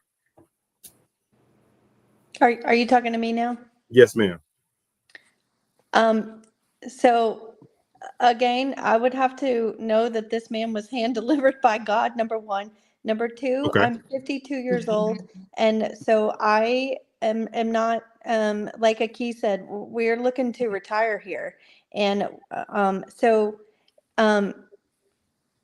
if that man is not hand delivered by God, this is somebody that I'm just getting in a relationship with, or possibly thinking about it. It won't be very long for me, because again, I've already been there, done that. I got the t-shirt. No thanks. So basically, if you make $45,000 a year and you date Miss Crystal, she said you got a very, very limited amount of time to figure it out. You got to go. She ain't got time like that. All right. So we talked to the young ladies. Before you go, I'm gonna give the other gentleman. Let's go with Coach first. Do you have a rebuttal to anything that the ladies have said? I mean, anytime you really trying to wait. Okay. Hold on. But anytime you're trying to build a relationship and you're always coming from a foundation standpoint with having God first, that's always going to be, in my opinion, it's going to be the right way to think. So no, I don't have any rebuttal on that. I believe that's the right way to look about it. Look forward. I really believe that in a relationship, both parties should be working together towards a common goal. And that common goal is to move the family forward. It's about having a vision for the family. That's not going to look the same for every particular family. But in today's society, everybody's trying to chase the same thing, not understanding that it's not going to look the same for everybody. So I don't have a rebuttal. I think that's pretty spot on from what I did here. Yeah. And I do think that we need to do a better job. See, I think one of the biggest issues is even before we had this modern society of women chasing a particular look, then we were talking about marrying for love. I don't think that's the right answer either, because you can fall in and out of love. Right. So the formula is not even about love. It's about purpose. Purpose is okay. It's about purpose. In other cultures, they have arranged marriages. They don't love that person. Yeah. And they stay married until they die. And build a family and build a legacy. So we have to change the whole ideology for what we think marriage is supposed to look like from a beginning standpoint. Is my That's a good point. And that to the earlier point about the talking heads, I want to say Miss Crystal or Candy said the talking heads of the internet is kind of framing how we should look at these relationships and these interactions and these dynamics in a relationship, and it's causing some issues. 100%. Will, I got to move around, guys, but I appreciate y'all having me on the call. Oh, absolutely, thank you, sir. How do you feel about that, Will? You have a rebuttal on anything the women said? Oh nah, man. I think everybody hit it, spot on. It's I guess it's different for each individual person or relationship or about what they're looking for at that time in their life. I agree with the last brother, was his name Coach K or something? Yeah, I agree with him, also, where if it's for love, if it's for stability, like, do we want to die with air conditioning, together, and big steak meals or something like what we doing. As long as we get together on what's realistic and what we can do. Yeah. But like I said, also about him saying you want to move the family forward and have something established, maybe for the ones you leave behind is always a concern. Of people you would like to leave, maybe something they could own in their possession or a little bit extra besides just your insurance money and things like that. But for the love of the individuals and what they doing, man, they got, little $40,000 houses, man, little Amazon boxes you can get, and you and your lady be out in the woods somewhere doing y'all thing, man. So I don't know. It all depends on what the level of comfort, what they're looking for in every relationship, and what they're trying to do. So yeah, is it love? Is it money? Can I say something before we move on, please? Go ahead, Aki. We finna move on to the next question. You got a minute. Let me just say this before we move on. I hate when people bring God into these stories. I hate that because the people who are bringing God in are the ones who are sitting down going, I'm just going to let God handle it. Okay, well, guess what? If you're going to let God handle it, you need to have discernment and open your brain and hear what God's trying to tell you to do. Well, how we know they're not doing that? Well, because you're not doing it when you sit up there talking about, guess what? $40,000 is enough for us to be able to retire. God is not going to change your depends for you. God is trying to tell you, you live in a capitalistic society and you know how to either have somebody change your depends for you and be prepared, or because your mate could die at any moment. God is trying to tell you that. God is not trying to tell you, oh, guess what? We're going to be great living with $40,000 a year. God ain't telling you that. That's cap. We ain't, and nobody on this podcast is speaking for God, Aki. So we're going to move on to the next thing. All right. Our message for everybody is a little bit different, and what they find in the word is for them. So let's go on to feelings. Let's talk feelings. Are feelings valid? Right. We're talking about emotions. We're talking about in the moment feelings. Are they valid and why? Let's start with. We got the video.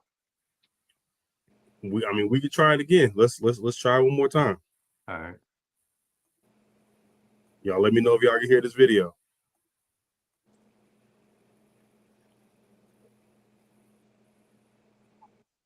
No, we can't hear it. Oh, okay. All right. That's fine. All right. All right. So the feelings, the gist of the video is this young lady is saying that your feelings are validated, and anyone telling you that they're not is essentially a narcissist and trying to discount or invalidate your feelings, and whatever you feel in the moment is and should be valid. So I'm gonna flip the script a little bit. Let's start with Will. Are feelings valid and why? You talking about relationships or just life in general? Just your feelings. Anybody that feels anything at a certain time, are they validated? Are they valid? Yeah. Always, man. Okay. Like the hot boys say, man, respect my mind. I got to respect yours. If you feel a way, then let's get it out in the open. I think that comes before the communication, don't it? the feeling about something is going to come before the actual vocalization. So yeah, I'm expressing what I feel, and I think a lot of people should. And well, you I know, think we're gonna get into the whys. We're just doing yes and no's right now. Hold on, yeah, no doubt. Yeah, definitely valid, man. All right. So Will says yes, feelings are valid. Miss Candy, how you feel? Feelings valid or not? Yes, definitely. You think they are valid? Okay, Mhm. so we got 2 yeses. Miss Crystal, how do you feel? Yes, they are. They are valid. Aki, how you feel? Feelings valid, yes or no? Absolutely. Absolutely. Miss Taylor. Yes. You gonna keep it a clean sweep? Enos, you Yes. finna mess it up. I already know. I see the smile on your face. Feelings valid or no? No. What? Come on, man. Are the feelings valid? Enos. Yeah, no, feelings are not Okay, valid. Enos said they're not valid. All right, so we got 1, 2, 3, 4, 5 yeses. We got 1 no with Enos, and I'm gonna go ahead and get over here with my man's Enos and say they are not valid. All right, so let's start with Enos. Enos, you start off. Why do you think they're not valid? And we're gonna have everybody give a little bit of a rebuttal. Why are feelings not valid? Because valid, if you the definition of valid is lined in with the reason and the logic. Feelings are subjective. It's not objective. Feelings are more internal, and you can't verify or base internal facts on your feelings. You got to base facts and the validity on external facts. So that's why. Okay, so Eno says the reason that feelings are not validated is because typically they are not based in any sort of logic and or reason, and oftentimes they are fleeting. So let's start with Ms. First, let me Candy. give an example to give more clarity to what I'm saying. Okay. One example of my whys is you could feel anxious. Say if you're in an area, you feel anxious, you feel like it's a threat. Doesn't mean it's a threat. That's what you feel. You don't have external facts to prove if it's a threat. You can use facts. You could say, oh, this person may have a gun, maybe using a certain type of language that promotes violence. Those things you can actually observe and test if it's valid. Please insert context. Things that's I'm internal, sorry. you can't test it and verify it. You need to insert context here, moderator. You need to insert context here. Yeah. Oh, no. Oh, you talking about the comment? Context. You need to insert context. If you're talking feelings regarding relationship, or are you talking feelings just in everyday life? Right. Because because now, like what Enos is saying, then I would say no. But when you're in a relationship and you're feeling some type of way because of how your spouse is treating I think that rule still applies, Candy. That's that in a relationship too. I think it applies. So just so we're clear, and I did clarify, I gave context when I asked the initial question is feelings in general.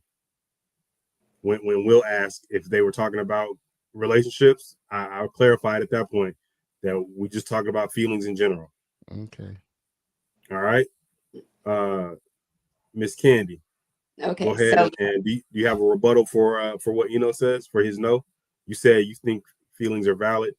Yes. Okay. Feelings are very valid because first of all, you got to look at, and I do see what he's saying, the factual, why am I feeling this way? What is it that, let's say I'll just go with my ex-spouse. Whenever I was feeling like he was rejecting me, or, I would try to sit down and tell him, and he would look at me and tell me, well, you shouldn't be feeling that way. You're stupid. Okay. But tell me why I'm feeling this way. Explain to me. I'm trying to tell you why I feel this way, but you're not listening. So feelings are very valid, but if you explain, but there is okay, what is causing me to feel this way? Something's making me feel this way. So Enos would say, and Enos, you can correct me if I'm wrong, is your feelings are not valid if they're not based on actual reasons. So when you bring them to your husband, and if he's saying that those don't align with what's actually happening, do you think that should now be an internal conversation before you bring it to your man?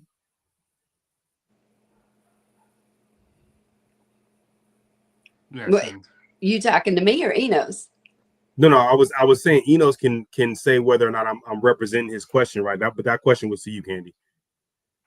So Enos would say that the feelings are not valid because they may or may not be based in actual reality. Those are internal feelings that you had, and you are putting your feelings and the whys that you're having those feelings on another individual. Is that pretty accurate, Enos? Yeah, that's accurate. How do you feel about that, Candy? Okay, so if I'm feeling this way and I'm explaining to him why, this is what he's doing. This is factual evidence of you're doing this, this, and this, and this is making me feel this way. So that's what I'm saying. That's a valid reason for me to say this is why I feel this way, because I'm giving him valid examples of what he's doing to make me feel this way. And it would be up to him to turn around and say, but you're interpreting that, or your perception of what I'm doing is wrong. You see what I'm saying? So it's up for to debate. If you, it's a conversation that you have to have. Okay. But to me, you don't tell somebody they shouldn't be feeling that way. Okay. Unless you have a reason. That's what I'm saying, because we all have certain feelings, Okay, let's talk to Miss Crystal. Crystal, you said feelings are valid. Based on the conversation between Enos and what Candy said, how do you feel about that? You still agree that they are valid? I do agree that they're valid. Now, trying to find a basis of whatever feeling you're having, I think that's valid as well.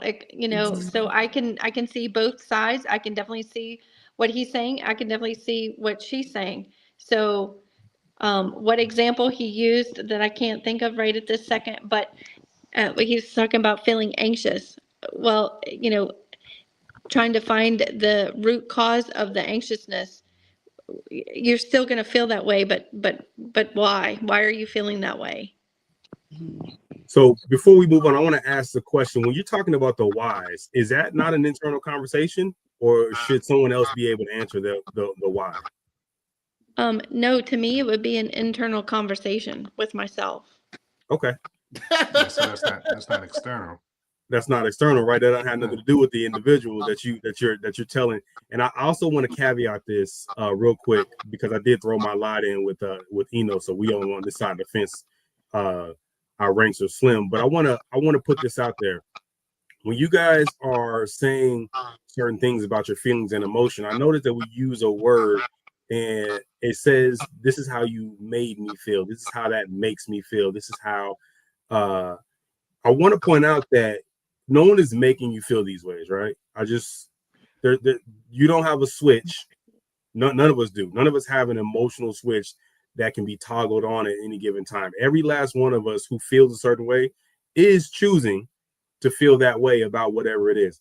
Now, I'm not saying there's anything wrong with that. Purpose? Wait, are you gaslighting us on purpose? Gaslight, I don't know what that means. That's a new age word. I'm just clarifying the word made. Because a lot of people use that and they give that power to another individual, when in reality, going back to what Eno says, that's not based in logic or reason. Yeah. If you choose not to feel like that, you can, right? That happens every day. And I'll give you an example. Someone cuts you off in traffic. What you really feel like doing is running their car off the road and getting out and getting to it. A lot of us don't do that because we're using logic and reason in our decision-making process every day. Right, I'm using forethought. What is that going to get me? What is, when you talk about logic and reason, now you're talking about feelings, and logic and reason are all three different things. Right, I'm actually explaining the difference between the two, Aki. I'm saying you feel a certain way when that person cuts you off in traffic, but you utilize logic and reason to. Some people do and some people don't. Did you see that guy got run off the road in a motorcycle the other day? Yeah. I'm, and that's actually a perfect example, because what I'm saying is it's a choice. That person made a choice to run them off the road. That person's not the only person that's ever been cut off or bothered by somebody on a motorcycle. He made a conscious choice based on his feelings Can I please say something? And I'm gonna say this in all. Well, let me finish my point real quick. Let me finish my point, and I'm gonna get to you. I promise you. The feelings is not something that we don't have any control over, right? It's not something that someone else can make you do. You're choosing to feel what you feel, and you're making your decisions based off of your feeling. And that's a more accurate representation of how feelings work. No, right, you're wrong. You're wrong. You're wrong. Go ahead, Aki. Tell me why I'm The wrong. reason why you're wrong is that you're trying to justify gaslighting somebody and making their decisions. Gaslighting. Well, hold on. Gaslighting for the hold on. Because what you're saying is that you don't respect somebody's boundaries. Is what you're saying. Mm-hmm. You're saying that you don't respect the person. Is when somebody is in their feelings about something and they express to you how they feel, and you say your feelings are not valid. Basically, you're saying that you don't respect their boundaries. That's not right. Preach. You should not be doing that. Yes. Now, because I'm the moderator, I'm not going to get too deep into it, but I'm going to say that's not actually what I said. That's what you said. That's a very loose interpretation and entirely inaccurate. But real quick, it's not entirely. When you talk about feelings, hold on a second, because I want clarity here. When you talk about feelings, okay, this question that you asked was convoluted on all sides, okay, because we didn't understand whether you were talking about in a relationship, just feelings in general. If I'm in a fire, right, and you are like, Aki, come on, and I'm standing there, and you go, Aki, snap out of it. Those are my feelings of being stuck. You are invalidating my feelings of being caught in a fire. That's one thing. But if I tell you, hey, you know what? I don't respect the fact that you disrespect when I tell you that I don't like when you treat me this way. And then you tell me your feelings are invalid. That's disrespectful. Yes. So it goes, but so it's two different things. What we're talking about is definitely two different things. So real quick, I just want to. So one of our watchers, one of our viewers, Bree Nicole, put up the definition of valid. So validation, by definition, is based on logic. Shout out to Bree Nicole. Somebody. So I didn't make that. I didn't make that definition up. Can I say I didn't something? create it. I also didn't put it up. But what I'm saying is, valid does not mean that your feelings are not important. They're not real to you, right? Valid has nothing to do with those. Valid actually, by definition, goes into, is it logical? Are you using sound reason when you're basing your decisions off of that emotion? Now, that's why I said what I said. Because a lot of people say, well, you made me feel like this. One has the power to make you feel that way. That was my point. All, English is a very difficult language to interpret, okay? We have Webster definitions of words, and then we have societal definitions of words, okay? Desert and dessert, they both spell the same, but they mean two different things, okay? Listen, you can go now. You can also go to the Urban Dictionary and say what the Urban Dictionary says about the definition of a word. Okay, we're not doing that here. We're talking about real people and real the Vulcan situations where we definitely are. We're not talking about Webster. Here on the podcast about logic and reasoning, we 100% are. That's what we're doing. Okay. Real quick, I want to keep it moving. I don't want to get stuck in this quagmire. You see what you started, Enos? I'm not messing with you no more, man. Victoria. Oh my goodness. This is how I felt. I feel feelings. Okay. My grandma used to always, she's 95 years old. She's been living a long time. She said, your feelings are valid, but your feelings are not a fact. Because you can come to me and say, this is how I feel, but that may not necessarily mean this is what it is. So the reason why I say that is feelings provide important information about your needs, your boundaries, and your values. So if I'm coming to you and I'm saying like Aki said, these are my right? Aki, right? Aki, actually. Aki. There we go. Aki. If he's feeling a certain way and we're in a relationship and he's telling me this is how I feel, and I'm gonna be like that doesn't matter. Like I don't care. Your feelings don't mean anything to me. But what about his boundaries? What about his needs? What about his values in this relationship? I have to acknowledge that. You can acknowledge it. Doesn't necessarily mean you agree with it. Acknowledge it, and that deserves respect. So you respect that person enough to say, I acknowledge what you're saying. Is not now respect. tell me, explain to me. Hold on. Let me finish. Yes. Tell me how I am offending you or hurting you in this particular instance, and I can tell you that's not what I meant. But to just dismiss it altogether. Right. What are we doing? Hold on, real quick. I want to point this out. Thank you. Which one of our panel members dismissed feelings altogether by saying they're not valid? Because valid has a definition. I put it up again.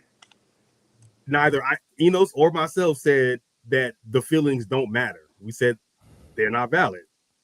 So to that point, I also made the caveat. I clarified. Tell that to your girl. Your feelings don't matter, and let's see what she'll say. But again, we didn't say they don't matter. That's again, you guys can't keep putting words in Eno's mouth, right? They do matter. Because listen, okay, if we're going to talk about scripture, not the same thing. We brought up scripture, right? We're talking about God. He was touched with the feelings of our infirmities. Why was he even here on earth? Because he knew we were in sin, we're doing our thing. We needed somebody to come down here and rescue us from our sinful ways. We were in our feelings doing us. And God was like, okay, wait, pause. Don't destroy him. I know you and your feelings. God, don't destroy him. Let me take on the sins of the world. Touch with our feelings of our infirmities. He took on the whole sins of the whole wide world. So we can sit up here and say, well, feelings don't matter. Okay, so then what's the point of why we do what we do? Why exactly? Hold on, real quick. I have to reiterate. I'm going to reiterate. Who said that feelings don't matter? Did you say that? You just said it's not valid. You. Okay, valid. Y'all said it. No, exactly. I have to look up the definition of matter. Yeah. Valid, having a sound basis in logic or fact. I clarified that does not mean they're not important or that they don't matter. Some of our children are afraid of the dark, regardless of whether there's anything in the dark that is actually going to hurt them, i.e., not valid. That doesn't mean that you don't assuage those fears. That doesn't mean you don't get them a glow in the dark stuffed animal or nightlight, right? Valid and matter, two different things. So what this is the Vulcan soapbox, right? And I'm just letting you know how we operate here.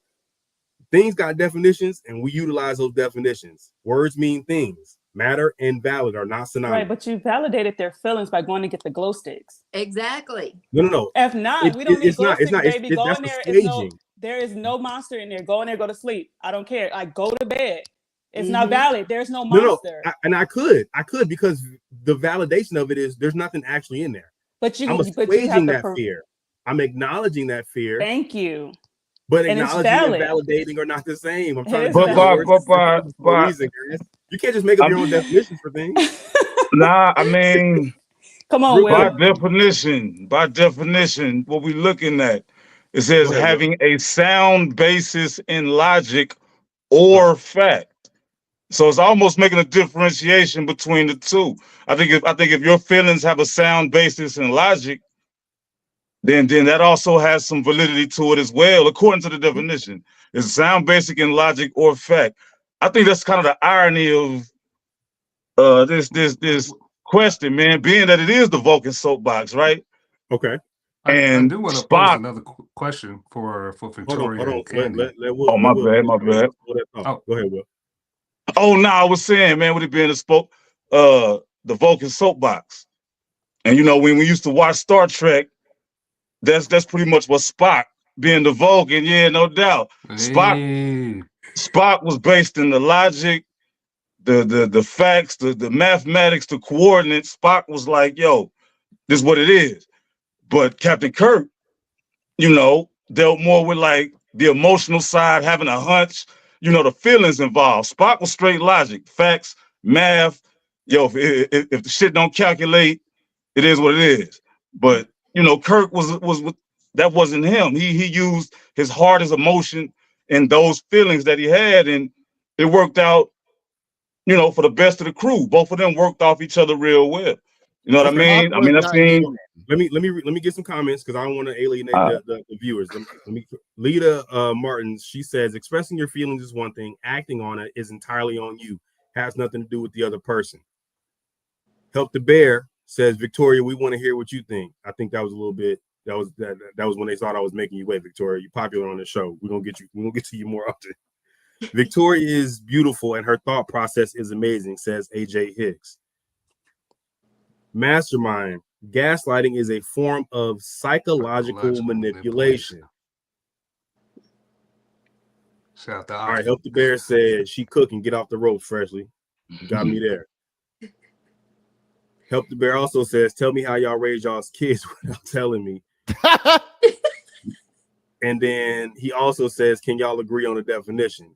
Well, to answer that question, we don't agree on the definition of anything. It just is in a book already. We're just looking it up. Bree Nicole, matter, be of importance, have significance. So I want to point this out before we move on. Feelings mattering here. They're important. They have significance. Mm-hmm. Feelings valid, having a sound basis in logic or fact.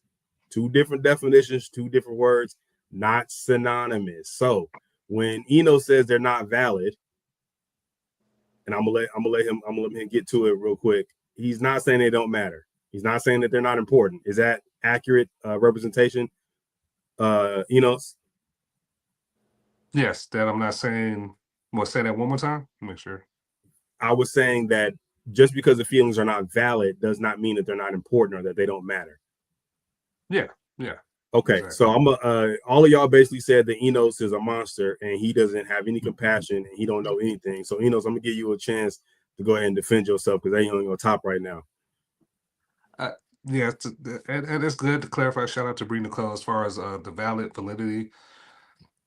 And I gave the example earlier as far as somebody feeling anxious. Today we invited y'all to the show. It's one thing to be anxious about the showtime. And there's one thing if you actually can observe and test when the show. I mean, when we sent out the invites, you can verify what I sent out as far as the time, the message. You can't do that with your feelings. That's the difference between feelings versus external facts. Because external facts, you can actually test these things, you know? And y'all see this. But I want to ask y'all a question. Would y'all, if you are feeling anxious, would y'all base or make decisions when y'all fearful or just leave it at anxious? Would y'all make decisions off of that?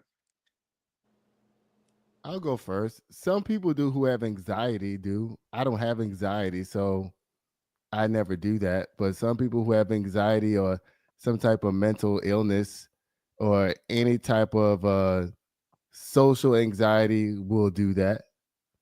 Or So they will or they might procrastinate. So you saying yes or no? Yes. You would make a decision off anxiety or? Some people do. Not me. I mean, would you? No. Okay, why? Because I don't have anxiety. All right, you guys, let's go with Victoria there. Let me clarify the question, Enos, real quick. Enos, you asked if anybody here would make a decision based off emotion. I want to clarify and say, do you think it's right to make a decision based off of emotion? Would that be a good representation of your question? Yeah. Okay. So Aki said he would. Miss Taylor. I did say anxiety though. And my apology. Off anxiety. I would say yes. I would definitely move off of my emotions because emotions have a psychological validity even when it doesn't have a logical validity. So I'm basing it off of my experience. Mm-hmm. So if I know, that if I go this route and things happen and that's just going to cause me to feel like I'm not going to go that route. I'm not going to do this because I've experienced it before. So I'm more cautious of how I move in life because I've experienced it before. So I don't want to experience that anymore. So does that mean I need therapy? Maybe. Does that mean that I may need to get over, issues and things like that? Maybe. But at the end of the day, that's my emotional, psychological, reasoning saying I'm not going to cross that path or go that route because of my experience. You got to think about. You know what I just noticed? I'm sorry, Victoria. That's not a good question because all those are individuals. We have different perspectives. I'd rather just ask you, would you want your doctor or judge to base their decision with your life Oh my God. and emotion with emotions?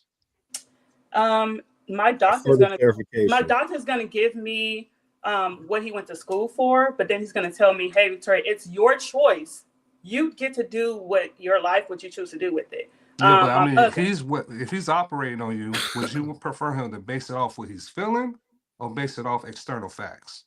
I would want him to base it off external facts, but at the end of the day, it's my body, and if I'm feeling like I don't want to go through surgery and I don't want to do it, guess what? I'm not going to do it. Victoria, just to clarify, you're already on the table.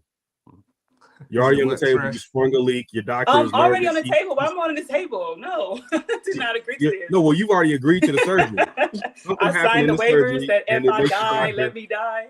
It makes your doctor anxious, right? You sprung a leak somewhere you weren't supposed to spring a leak from. Your doctor's nervous. You guys are trying to. You want him to start doing stuff based off of how you feel about it? Do they tell doctors not to think like that? Do they tell them don't operate on emotions? I mean, I'm pretty sure they're trained, just like military people, just like cops. When they're trained on emotion, Victoria, I'm saying basing remove the emotions. They're trained to remove your emotional feelings out of it. You cannot be a soldier going in there scared and timid. Yes, you are feeling that, but you can't go in there and tell them that's how you feeling. So, Victoria, to clarify, you're saying it's good or right to make decisions based off of the emotion. Well, I'm not gonna off of anxiety if you're not in a profession that says that's wrong. I think it's good to have anxiety. Did you not watch the movie Inside Out? A little anxiety was all over the place. And anxiety basically tells you, it's like a caution. It's like, hold on real quick, because at the end of the movie, didn't they quiet anxiety down? Wasn't anxiety the problem? They did, but anxiety, they needed anxiety. They didn't just cast her out and be like, oh, you're done. We're done with you. No. We all need that little bit of anxiety to be like, I mean, it's just who we are. It's a part of life. It's just gonna tell us, okay, that's caution. You know what I'm saying? Like, don't go there, don't do that, don't talk to that person. You know, it's just giving us that little like barrier where we're just not going, it's just going in blindsided. Oh my God, I'm just head over heels in love. This dude has red flags up the yin yang, and you're not gonna have a feeling. It's that feeling in your gut that's telling you this ain't the one. Okay, Candy, how do you feel, ma'am? I am not going to make any decisions or do anything based off of emotion. Okay. In my profession, I deal with clients all day long. Some of them get irate, things like that. And whenever I'm sending an email, sometimes I have to sit back, get up, walk away, come back, and then send the email, or even have somebody else read it just to make sure I'm taking the emotion out. If they've made me angry or anything like that. And going back to like the doctor and stuff like that, before you go into surgery and you have, let's say you're put under anesthesia, when you come out of anesthesia, and this just happened to me because I just had a procedure not too long ago, they tell you in the next 72 hours, do not make any decisions, do not sign any documents or paperwork, because you're not of good sound mind under anesthesia. Well, same thing with emotions. You have to take your emotions out before you make final major decisions in your life. Okay. All right. Well put. Well said, Victoria. Will. Yeah. And we're gonna go Chris. I mean, man, I feel like feelings themselves is how probably the majority of people walk through life and live their life. I'm not sure if most people practicing a particular faith is rooted in absolute facts and absolutes that can be proven all the way through. That's why there's so many debates, and, you know, believers or non-believers, or, you know, brothers who might subscribe to a different, you know, type of belief that they govern everything else in their life, you know, behind. And that's kind of how they set the structure for their understanding of how they move. And that's a feeling in itself. So everything after that, I think, comes along with what they learn and can observe. But it's kind of hard to convince people of, you know, the non-validity of how they feel about, you know, certain things. And it seemed like that's at its inception how we move, man. It's a feeling and a faith-based existence. We don't have all the answers. You know what I'm saying? Okay, so to clarify real quick, you saying that because it's how most of us operate, that's the right thing to do? I mean, for me, I feel that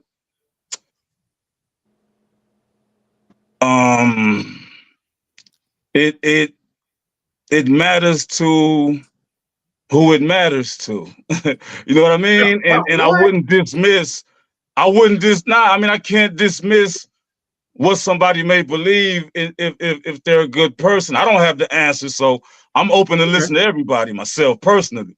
Well, but let me ask this. Let me clarify. I'm not saying, and I don't think anyone's saying that feelings are not, they don't have their place. But the question is, are they valid? Are feelings valid based off of fact and reason? So there are things that don't have actual answers, right? There are things that are left up to how you feel, you know, what you feel in the moment, your faith, right? There are those things, but there are also things that are facts, regardless of how you feel about them.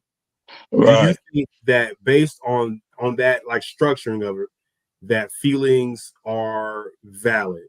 To go to Enos's questions, would you want your doctor or your lawyer or your judge making decisions in life based off of how they feel about certain things? I was gonna say, but sometimes judges do that. I mean, a judge can have a young man come into his court who was out here just doing the most, you know. 100%. That's valid. You know, selling drugs, shooting, whatever. And then he looks at the fact that his father wasn't there and his mother is dying of cancer and his young sister got molested and all this stuff. And then they put this before this judge or the lawyer and they're like, you know what? How about we send him to like a base camp or something where he can get, you know, the help that he needs. He can get counseling. He can get this and that. They could have thrown him in jail. 100%. But sometimes they do take their feelings into consideration and say, you know what would I do if this was my son? And I agree with that. I agree that sometimes we they have do. to sometimes use our feelings. Do we want that to be the rule or do we want that to be the exception? Of course not. It can be. But when we talk about right or wrong, right? When we talk about what we want, right? The anomalies are the anomalies. Would you agree with that? But the law is for the lawless. At the end of the day, if you out here committing stuff, if the law is for you. So I wouldn't say everybody needs a pass or, you know, be, you know, just give the easier, you know, sentence. But at the end of the day, there are certain cases where kids need guidance and sometimes they don't have that guidance. So 100%, you have to move on your feelings and your emotions. How do you feel about that, Will? For me, man, I don't know, man, because I come from so many instances and I've heard so many things. Like, number one, I believe that if you take it outside of your own personal experience, how do you feel about it in general? In general, I think our bodies can be receptive sometimes to things that, you know, can't be explained, or people who say they knee hurt, so it's gonna rain. You know, we're made up of the universe itself. And everything that's out there is inside of us. So when people say, yo, I smell it coming, I see it coming, I don't have that perception. Or the ladies that be like, yo, I dreamed of fishing, somebody pregnant. You know what I'm saying? I can't tap into that. I wish I could. Or people who say they see spirits or feel certain energies or play with them cards and stuff like that. Like, that might not be something that I can tap into, but to say that, you know, it's ruled out or that I haven't seen people say something that happened, you know, I can't say that, man. It have happened. So maybe there's a heightened level of you know, physical perception that you can cultivate in certain ways. Okay, so Victoria and Will make damage. They make a good defense or a good statements in favor of Crystal. I'm coming to you, Aki. We're gonna end with you. Crystal, how do you feel? What do you think? Are feelings valid? Would you want your doctor or your judge making decisions based off of how they feel? Well, you know, I'm a nurse and I cannot do what I'm doing based on my emotions. Am I human, and do they factor into how I maybe deal with my patient? Yes, but I cannot base what I'm doing and the care that I'm giving based on my emotions of my patient. Okay, good answer, very concise. Aki, what you got, sir? Do you guys remember those 737 MAX planes that were falling out of the sky because of the MCAS system? Do you remember those?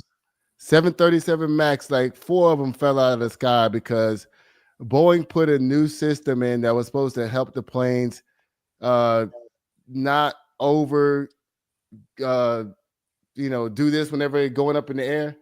And the system would detect that the plane was over pitching when it wasn't, and then force the nose of the plane down. Okay. There was an Egyptian airline or Ethiopian airline plane that crashed, a Malaysian one that crashed. Right, we remember those. Huh?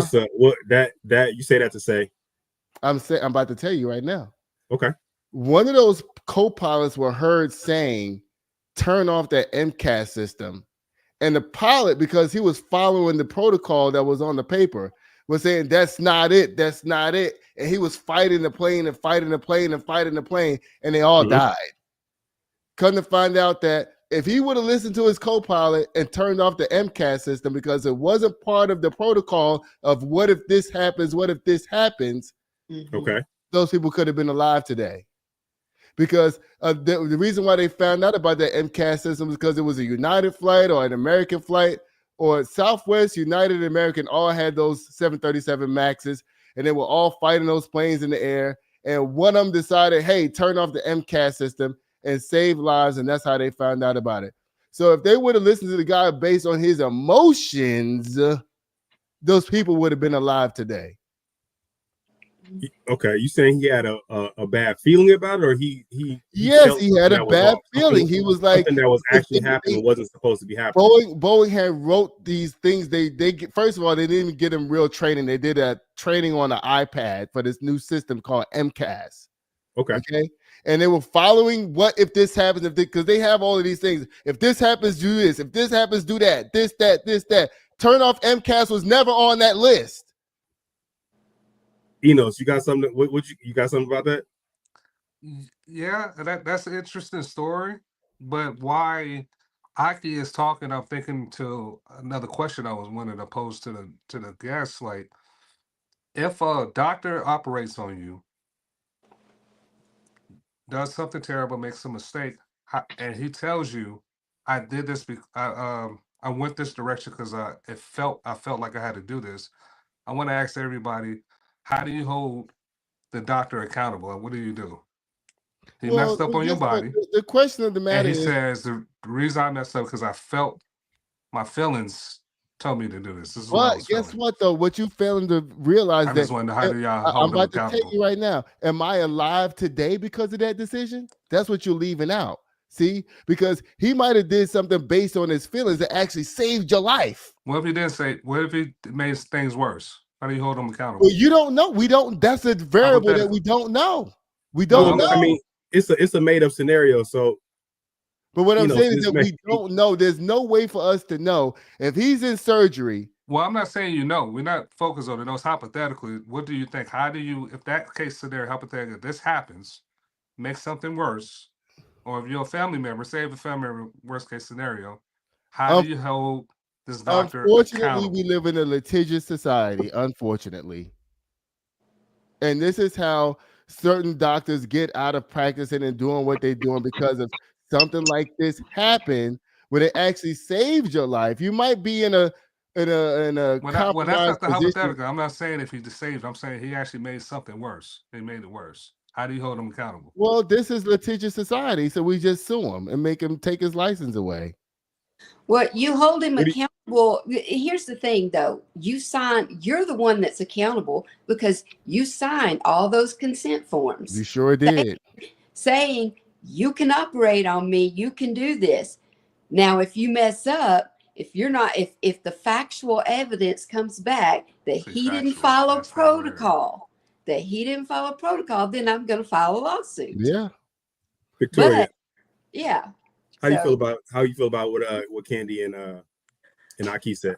Oh my God. I think at the end of the day, like she said, we trust the doctors know what they're doing. We trust that they were educated. We trust the process. We trust it all. You know, we're operating. He's operating on faith too, because even in his own finite mind of saying, "I know everything I know," this person still may not make it. So at the end of the day, it's all based off of feeling. I went to school. I agree with what's going on. I'm gonna practice what's going on. And even to Crystal's thing when she was talking about being a nurse, yes, you're based it on facts and logic, but why are you in this profession? You're in this profession because you love people and you care for these people. You're basing off of feelings. You get up every day, work 12-hour shifts because this is what I feel. I feel I'm going to save the world. I'm going to save this little old lady in her hospital, and I'm going to be the perfect nurse. Absolutely. It's based off of feelings. Like you cannot be in this world and not just have no feelings about things. Like I would not want you to be my nurse if you came in there and all you had was a checklist and that was it. You had no feelings, no emotions, no comfort, no care, no love, no what? What are you doing? Thank you, Victoria. Can we agree? Thank you, Victoria. Can we agree that there is a hierarchy? And if there's a hierarchy, do you guys think that feelings should be on top or logic and reason should be on top? Because I think you guys are saying, or I think you guys feel or are alluding to that if you don't make decisions based off of emotions, that emotions don't matter. And I don't, at least it's not what I'm saying. No, what we're saying is always follow. If you have to have one at the top, what do you guys think that the order should be? No, what we're saying is always follow protocol, but sometimes you got to jump off the street. Well, yeah, that's sometimes you got to hit that sidewalk. You can't always, following protocol can have your ass killed. There's always an exception to the rule. Correct. It's like the GPS system. She's telling me past this light, go here, go there. I said, girl, it's a red light. What are you talking about? I cannot just go through that light. I have to make sure that I still have some type of reasoning, understanding, and feelings. I can listen to my GPS and run up on this curve. And because she's telling me, go left, go right, do this, do that, back up, girl. Okay, so what happens when you have that feeling and that feeling is wrong? When your feeling tells you to go against protocol and you turn out wrong, do we factor that in? You have to. You have to, yeah. Okay. So into the answer, are feelings valid? Do we do away with those instances where the feelings led us the wrong way? But like you said, there's a hierarchy. So like Akai said, start with your logic and somewhere it has to have some type of feeling and validation in there somewhere. Because at the end of the day, we're not robots. We're not just gonna operate and do what you tell us to do. No, that's not it. That's what Amazon wanted to do. Create robots to grab people's orders and do all this stuff. And then they realized we need people. We need actually people to go in and do the nitty-gritty and do all of that. And so you can't get away from feelings, you know what I'm saying? Even if you do have factual information, logical information, you still need feelings. So there is a hierarchy. Logic first, feelings second, or feelings to okay. It's called mitigation, really. Can you agree with that? Logic first, emotion second. Yes. It's okay. Emotions can help motivate your decisions. It can motivate you. You shouldn't base it off your emotion, but it can motivate you, inspired. It's good to be inspired. Like Crystal's a nurse, she can be inspired to do that. But making critical decisions off your emotions is not. I know you said this earlier. You said this is how we operate on the Vulcan soapbox, but this is how the world operates. It operates off of sound reasoning, because you can always go back to 2 + 2 is 4. That's logic. It doesn't matter how I feel about it. Doesn't matter how you feel about it. That's a template we can always go by that is not influenced by our mind. This is outside of space, time, and matter, and that's always reliable. So reliability is a key word. All right, guys. I know that we probably still have a bunch more to say on this. But we can't stay on this topic no more. We're gonna move on to the next topic, equally as inflammatory. This is the last topic, I believe. Yeah. All right. Uh-oh.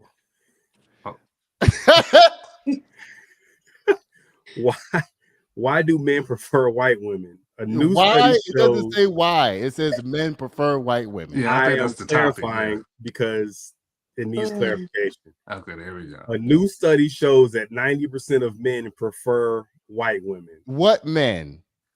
90% of them. Men.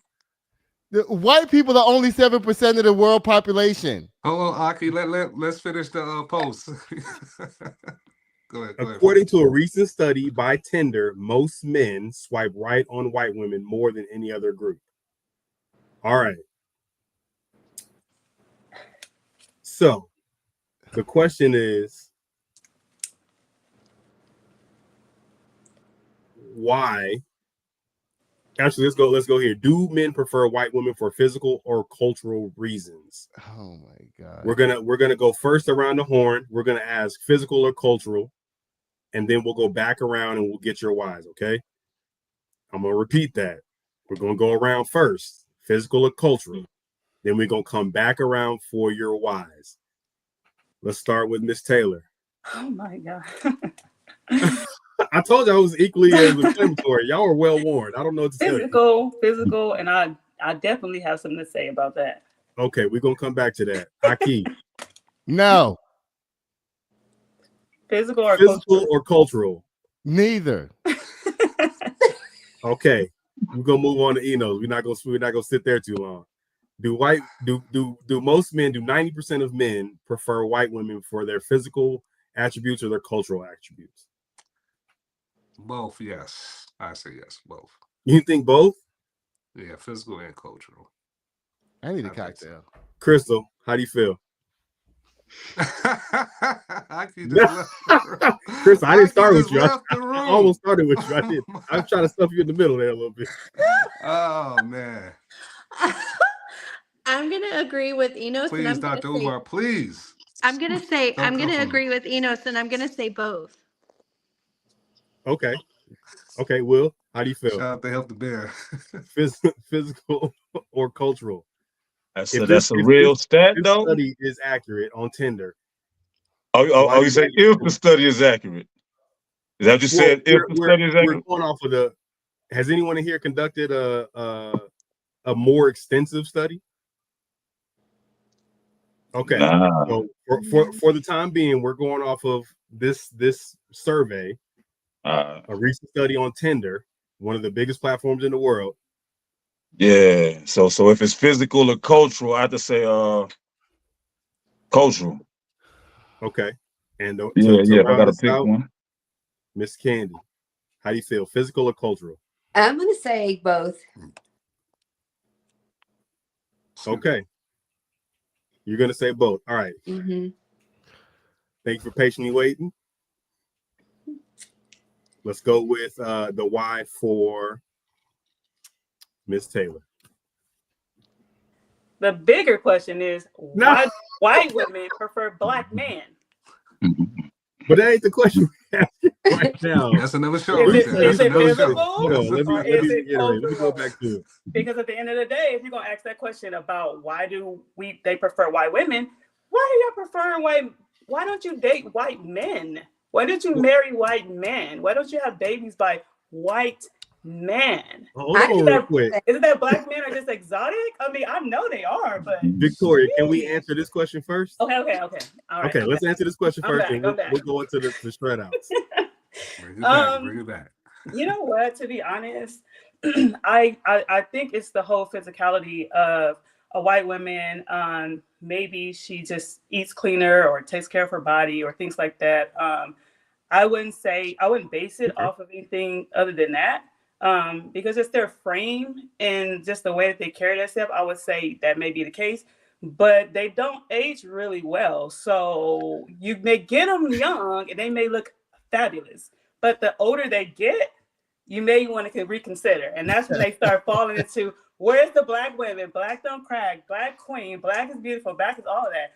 I can be 50 years old and nobody will know I'm 50 years old. Because at the end of the day, I'm gonna keep myself together. So physicality is what they're looking for, but the longer you get in a relationship, that's gonna fall. So you think that this 90% of men, you think they prefer white women based off of how they look? Yeah, physicality, of course. Of course. Mm-hmm. Aki, what you I got? totally disagree with this because this comes from a Tinder poll, right? Okay. It's because Tinder, right? It's a Tinder poll.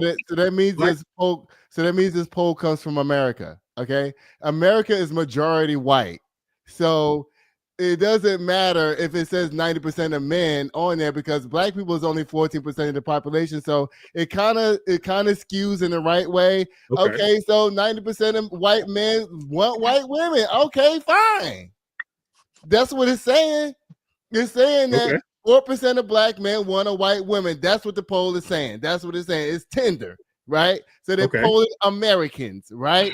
Okay, so in America, white people are the majority. Period. Okay. So this is not saying anything. Aki is saying that these statistics are skewed because Tinder is only in America. Yeah. Okay. So when you talk about America, and because guess what? Most of the black people I know is on BLK. Okay, they're not even on Tinder. Okay, so real quick, Aki, I just want to point this out because we deal with facts here. Tinder is global. It's available in over 190 countries. Yeah. Just putting that out there. Okay. I didn't make that up. Does that change your answer in any form or fashion? No. Because it's probably your answer was based on the fact that Tinder was only in America. Tinder is first of all in over 190 countries and 56 languages. I don't care what they say. Oh, okay. Okay. I'm telling you this. Listen. Oh my God. I know a lot of people who like white people or whatever, but and guess what? Crystal and Candy, this is no disrespect to y'all. I love y'all. Y'all are on here. Y'all are allies in my eyes. That's how I look at it. But I'm sorry, white women are not physically attractive to anybody. They might be pretty to look at on a piece of paper, honey. But when you get that thing to your bedroom and there's nothing to bounce back on you or nothing to push forward, and all they know how to do, listen, don't get me started, okay? You ain't seen this white girl. Run your mouth, Candy. My friends call white girls spinners. And if you want to spin them around, then go ahead. But if you really want some substance, if you want to eat a good meal, if you want some food that's gonna fill up your belly, if you want somebody that's gonna take care of you as a man, if you want somebody that's gonna do all of those wonderful things for you, and actually, I see you shaking your head, but what I'm talking about is actually knowing how to fry chicken, knowing how to make black eyed peas, knowing how to make a good pot of collard greens, know how to make some red rice and fry some fish. That's what I'm talking about. All right. Yeah, you can want to look at you can want to look at white girls and swipe right to them all day, but guess that's what? All we're talking about. How many of them actually take them home, though? According to I go online. Guess what? I go online and I look at these little Mexican guys and Arabians and shit. I be like, oh yeah, he cute. Blah blah blah. What? But guess what? My husband's black. Okay, real quick, I want to point this out. Just this is the Vulcan Soapbox. All right. I want to point out that everyone on this panel's worldview, perspective, their bubble is very small when it comes to dealing with the general public. I want to make sure that we're dealing in, because that to Aki's point, his personal perspective also skews the opposite way. Now, I'm not saying either one is right. I'm saying both of those perspectives are skewed. Candy, what do you think? To go over the question again. Yeah, go over it. Men prefer white women for physical or cultural reasons. Okay. You said both. You did say both. Why? I did say both. And there are men who like a physically fit woman, whether that man is a black man or a white man. Wait a minute. Hold on. We ain't gonna do that. We're not gonna.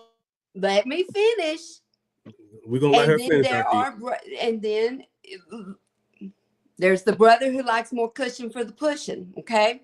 Okay. Listen, right, I'm gonna be honest with let's you. look I at asked it this more young man from that a in the academy the other day. He said the same thing. Huh? I asked a young man in the academy the other day, and he said the same thing. He prefers bigger women. Right. And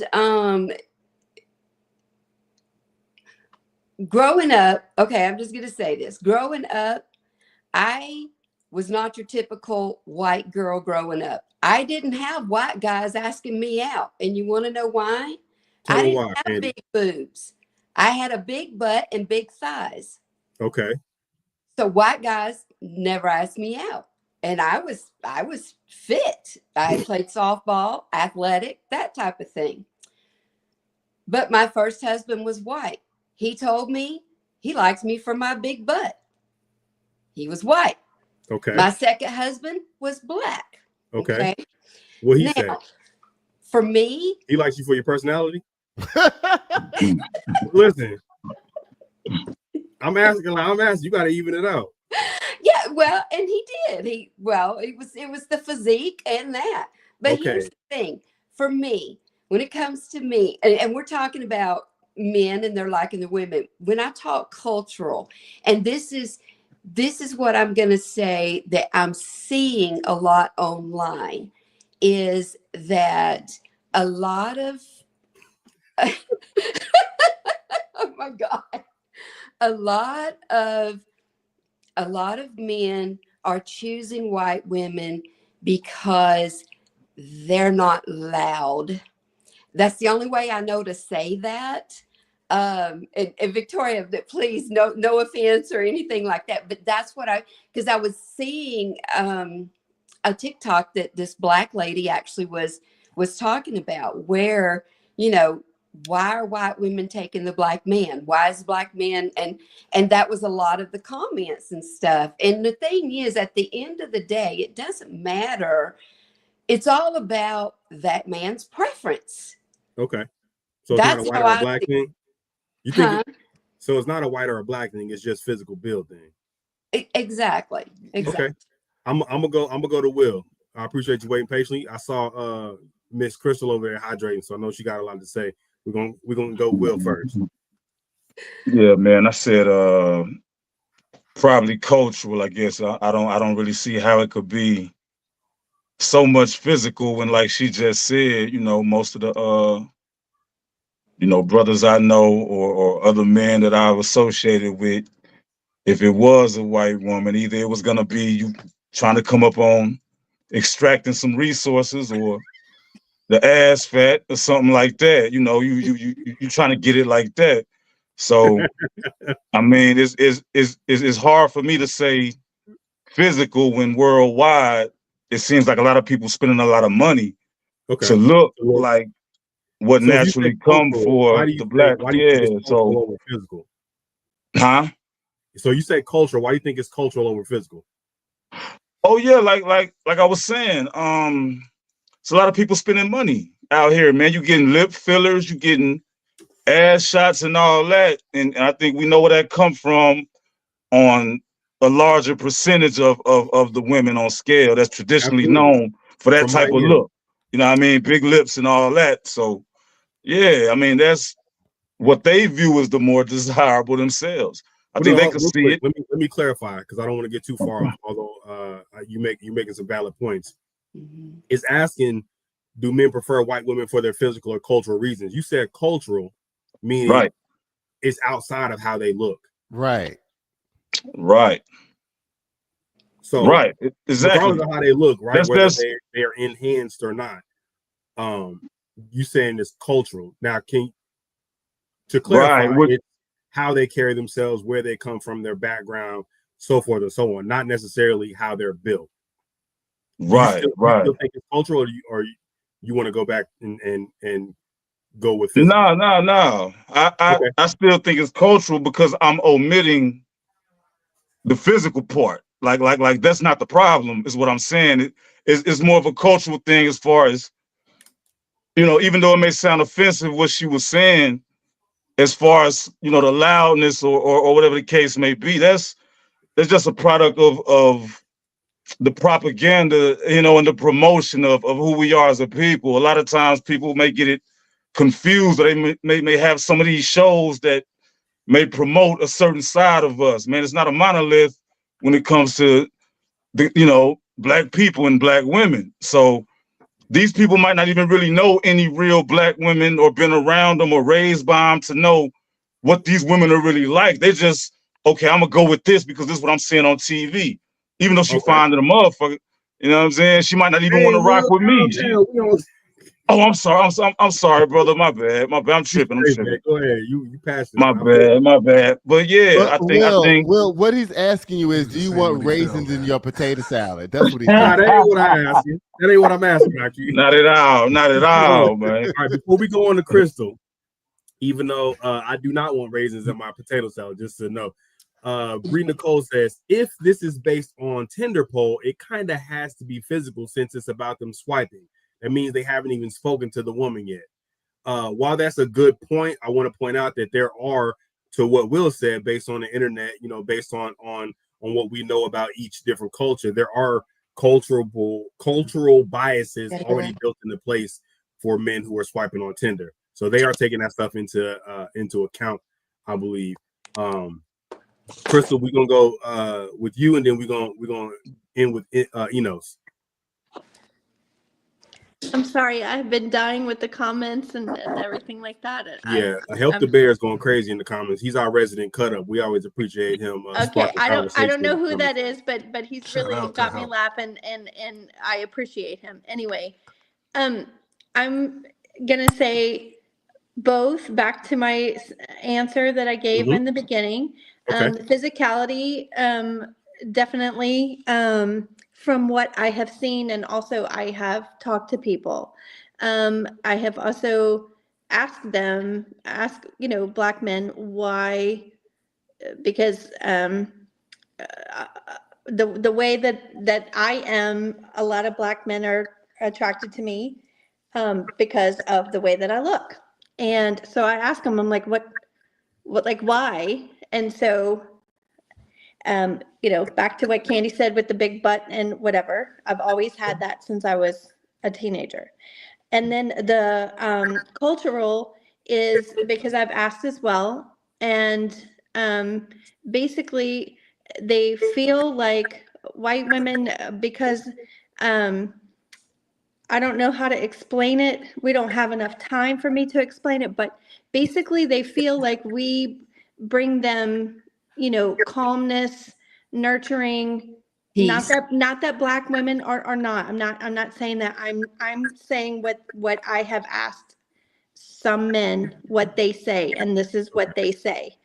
That we bring them, peace, calming, we're nurturing, we're like naturally like mothering, people. That's just our nature. I don't know how else to explain it. So to summarize, Crystal is saying that she thinks it's both because she's heard from men in her personal life that they bring peace, but also they like her because she's built similar to Black women. So it's a little bit of both. Is that accurate? Is that a good representation of what you were saying, Crystal? Yes, it is. Okay. All right. I see you, Aki. I got to get Enos first. Oh, I thought he was the ending person. He might be. We got to get him in there. He got to answer the question first. Go ahead, Enos. All right. So the question is, do men prefer white women physical? Okay. Yeah, I said cultural and physical. No, you said both. Okay. Yeah, I said both. And why you say both? Yeah, before I give my reasons for both, to clarify, Tinder is consistent with a lot of the social behaviors they study in the dating world. It's consistent with other dating platforms. So this is not the only dating platform that came up with these observations or these data. So plus what's going on in the world. Excuse me. So the physical, I say physical, we all know. I mean, I can say all know. I don't know if y'all know the average weight for a Black woman is 180 pounds, and the average height is like 5'3", I believe. So that's the physical. Globally? So I'm sorry? That's globally, right? No, I'm not sure if that's globally. That's American women. That's different. American women. So I think that's all women, isn't it? What the height? Average of Black women average weight of any woman. No, that's not every woman. The average size is a size 12, 14 for all women. Okay, I didn't see that. Yeah. So just based on AI, quick Google search, the average weight of women worldwide is 65 kilograms or 143 pounds. So that's worldwide. That's across the board. That's here, there, and everywhere. Yeah. That's the average height. So that's my guess of why culturally, Black women, that's the average weight for Black American women. And I mean, that's the physical. I'm sorry. That's the physical. And culturally, and you see this is trending online. You see the guys, the passport bros, you see them trending. Overall, I think American men are not as attracted to American women altogether. I didn't hear guys say when they, when they want to marry a woman, they're gonna bring somebody over. Bring somebody from another culture. So, but to be, stay on the topic as far as why Black men here, unfortunately, the stereotypes of Black women supersedes or have a generalization of all Black women. So unfortunately, it's not enough Black women who don't. You're saying there's not enough Black women to fight stereotypes? Stereotypes. There's not enough of them actually combating or judging harsh judgment to the women that are portraying these stereotypes. Unfortunately. All right, so let's go, Aki, and then I see Miss Taylor has something to say. Go ahead, Aki. Okay, first of all, I want to start here. I'm gonna make this quick, by the way. Okay. White is an American thing. Let's get that clear off top. Once you leave America, the United States, nobody's white and nobody's Black. They're German, Irish, African, I'm Ugandan, I'm this, that, whatever. White, okay? White, black. Okay, let's get that first of all. Second of all, children and young people are always going to look at what the mainstream says looks good. They're always going to do that. But you also have to understand and realize that 75% of Black people, actually, I think it's 82% of Black people are with other Black people. All of these Black people sitting up on this panel right now, sitting up here talking about there's this overwhelming majority of Black men who like white women while everybody up here is Black. It don't make sense. Okay? This is a microcosm, if anything. This is not a microcosm. I know a lot of Black people. You know more Black people than Tinder? I know more. I'm quite sure all y'all Black people up on here know more Black people than anybody else. Is my Tinder. Point. Global, 190 countries. What I'm trying to say is that my question I'm asking is who's white? Well, according to the U.S. Census, Hispanic is classified as white. Northern Africans. You talking about worldwide, right? So correct. Outside of America, who's white? So there is a generalization when it comes to identity, right? They're going to call you Black, and they're also going to call me Black. I'm clearly blacker than you or darker than you. I'm closer to actual Black, but we're talking a generalization, right? We're not talking about. No, I'm asking you is outside of America, who is white? Right. I'll tell you. All white. Irish people are white. My point is when you're looking, because on Tinder, going back to the comment by, I want to say, who said it? I want to say Bree Nicole said it. It's based on just looking. I'm just looking at you. You look white. You look Black. I don't know anything about you. I don't know your nationality. See, that's the point. See, so when Tinder's coming up with these, can answer. See, nobody can answer this question of who's white. See, we all know who's Black. Do you not agree with my answer? We all know who's Black because white people told us that we're Black. We all know who's Black, but who's white? Right. So I was answering the question. White people don't even not accepting the fact that Irish people are considered white? German people are considered white. Some white people didn't even think Irish people were white until they had to be made white. Complexion wise, they're the same. No? complexion wise, if I were to just put an I'm Irish only person black and a because person white people say from that I'm England black. in front of you, would you be able to tell the difference based on their skin complexion? Between what? An Irish person and a person from England. Oh, hell yeah. Irish people have a very distinct look, just like Ethiopians have a look, just like Nigerians have Based a look. on their skin complexion. Yes. So if I just showed you their hands. Yes. My last name is Leach. I'm Irish. You My would damn be able self. to hold on real quick, Aki. You would be able to tell the difference between a person from Ireland and a person from England based on the skin tone of their hands. Yes, by their face. Yes. I said their hands. Irish people are known for being redheads and strawberry blondes and shit like that. Okay, Aki. All right. Listen, what I'm trying to say is that if everybody else want to be ignorant, why I can't be ignorant too? Well, we don't do that on this. We actually are combating that heavily on the Vulcan soapbox. No, diversity of thought. Bring it, Aki. Diversity of thought. You know, no. Diversity of thought, not ignorance. What I'm trying to say is that you. Let me ask the black people here a question. Hold up. Let me ask the black people here a question. You too, Victoria, because I know you know better. Don't you know an Ethiopian from a fucking American black? Excuse me, I'm sorry. Don't you know an Ethiopian from a Nigerian when you see one? So don't tell me that I don't know an Irishman from an Englishman when I see one. Okay, keep going with the question. What did I actually ask, Aki? What did I actually ask? My question to you is, who's white? I'm asking. Let's clarify the question, right? Because I don't want you to summarize what I said and generalize it. I say, can you tell the difference between an Irish person and a person from England based on the skin complexion of their hands? No features, just their hands. I mean, you can't tell who nobody is based on their hands. Point. Okay, that's my point. We're talking I jump about in? physical. Yeah, the question, I don't know why we talking about black and white. The question that you asked is, why do men prefer 90% of women? men, according to Why Tinder. do men? It didn't say black men, all black men. agree It could have been 3 black men on that Tinder app, and they got thrown in there with the rest of them. Like I said, Black because men the are majority not- of people on Tinder are white. Exactly. So to your point, you're making your point. Majority of the people you're going to find on Tinder is going to be white, it's going to be Asian, it's going to be these people who are looking for people on these apps. You may have 3 or 5 or 6 black people on there, and they're not even black descent, African American, Nigerian maybe. So at the end of the day, are they preferring white women? Yes, because that's probably the women that signed up for the damn app. Ain't no black women going to no Tinder. Like, what? I can go outside right now. I go to the gas station. What do I need to be on Tinder? How much of the world population is made up of white people?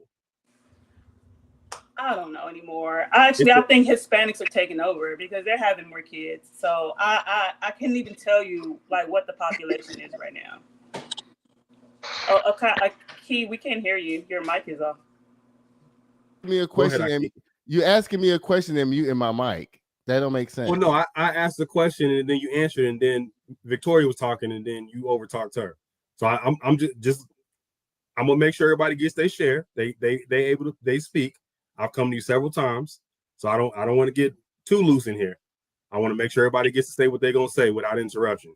And what you got, sir? I mean, 7% of the world population is only 7% white, according to whoever says white, whatever white is, because a lot of white people say Egyptians are white. They're not white. Mm-mm. A lot of people say that Italians are white. They're not white either.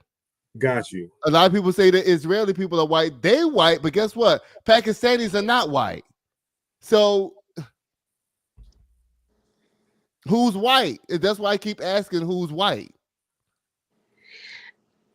I'm going to say this just based on some of my black friends, guy friends that date white women.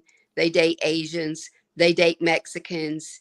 Some of them are married to that. So it's not, I don't think it in generally means a white woman. I think it means Asians, Hispanics. That's what I'm talking about. But what I'm saying is that those are not white people. That's my point. They're not white.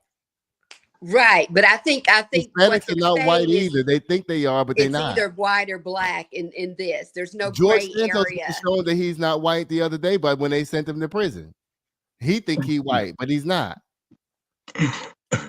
Crystal, you have anything to add about what's white and what's black? Like, I know I'm black, but guess what? White people, they take in some white people this week. Next week, they don't want them. This week, they want to bring them in. The next week after that, they kick them out the country. They're doing all this. Venezuelans think they white today. Then Donald Trump showed them that they not. I mean, come on, stop it. Go ahead, Crystal. You got something to say? The only thing that keeps going in my brain is, like I put in the thing, is I'm just singing Michael Jackson. It's white, it's black. That's all that keeps going in my mind. All right. Will, you got anything to put on the topic? I mean, my man made a good point. You know what I'm saying? It's classifications that sometimes seem to be changing, you know, over time, and especially now. You know, they're kind of skewing the numbers and using political science to rule the other science. Like, they have certain, you know, different haplogroups that they divide us up in and say, yo, okay, this is this percentage of sub-Saharan, this percentage of Neanderthal and all that, to say where you're coming from. So you can kind of get a generalization of, okay, who's from here and who was this admixture that kind of came along at a certain time and blended in these certain peoples with these peoples. I mean, that's why you can find, you know, certain traces of ancestry and African ancestry in the modern Greeks. You know, that whole area's right by Africa. You know, Greece and Rome and all of that was initially inhabited by the darker skinned people. So yeah, you do got the mix, and they have placed us in these categories for you know, a certain percentage. I don't know what it is now. That's something I got to check out, man. But again, I want to point this out. We're talking about Tinder, right? Right. You don't know all of this stuff when you're looking at Tinder. Nah, you don't. You don't. Like you look black. So and I think how you look is likely goes into that equation that you look white or you look black or you look Asian, you look Hispanic. Can we agree on that? If we're talking about pure aesthetics. No. Okay. You say no. Because again, like I keep saying, we don't know what white is. Again, we're talking about pure aesthetics. You're talking about racial makeup and ethnicity. Yeah, but who's white? Are Germans white? We know they are, right? Why do we know that? Now you validating my point. I'm asking you to validate your point. You're saying we don't know that, but then you also said we do know the Germans are white. Well, the thing about it is because they say that they're white, and a lot of white Americans are German. So that's right, why. You also said Venezuelans think they're white too. Does that make because they say it? Does that make it the true? The word is that they think they white, and they get shown all the time that they not.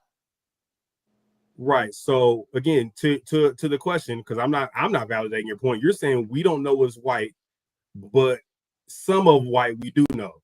Guess what? If I'm a black man and I swipe on Mediterranean looking women, you know, brown looking, you know, Saudi Arabians or whatever, blah, blah, blah. That's not white. But Tinder might be classifying them as white, is my point.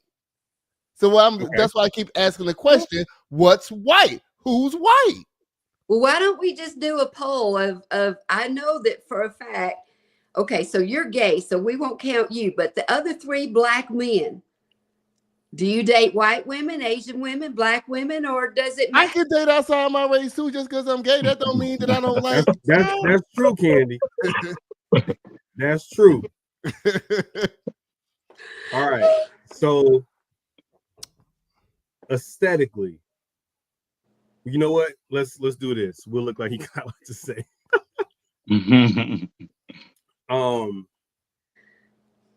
Aesthetically, we're gonna round out this conversation. We got one more topic to go, and then we're gonna finish out the pod.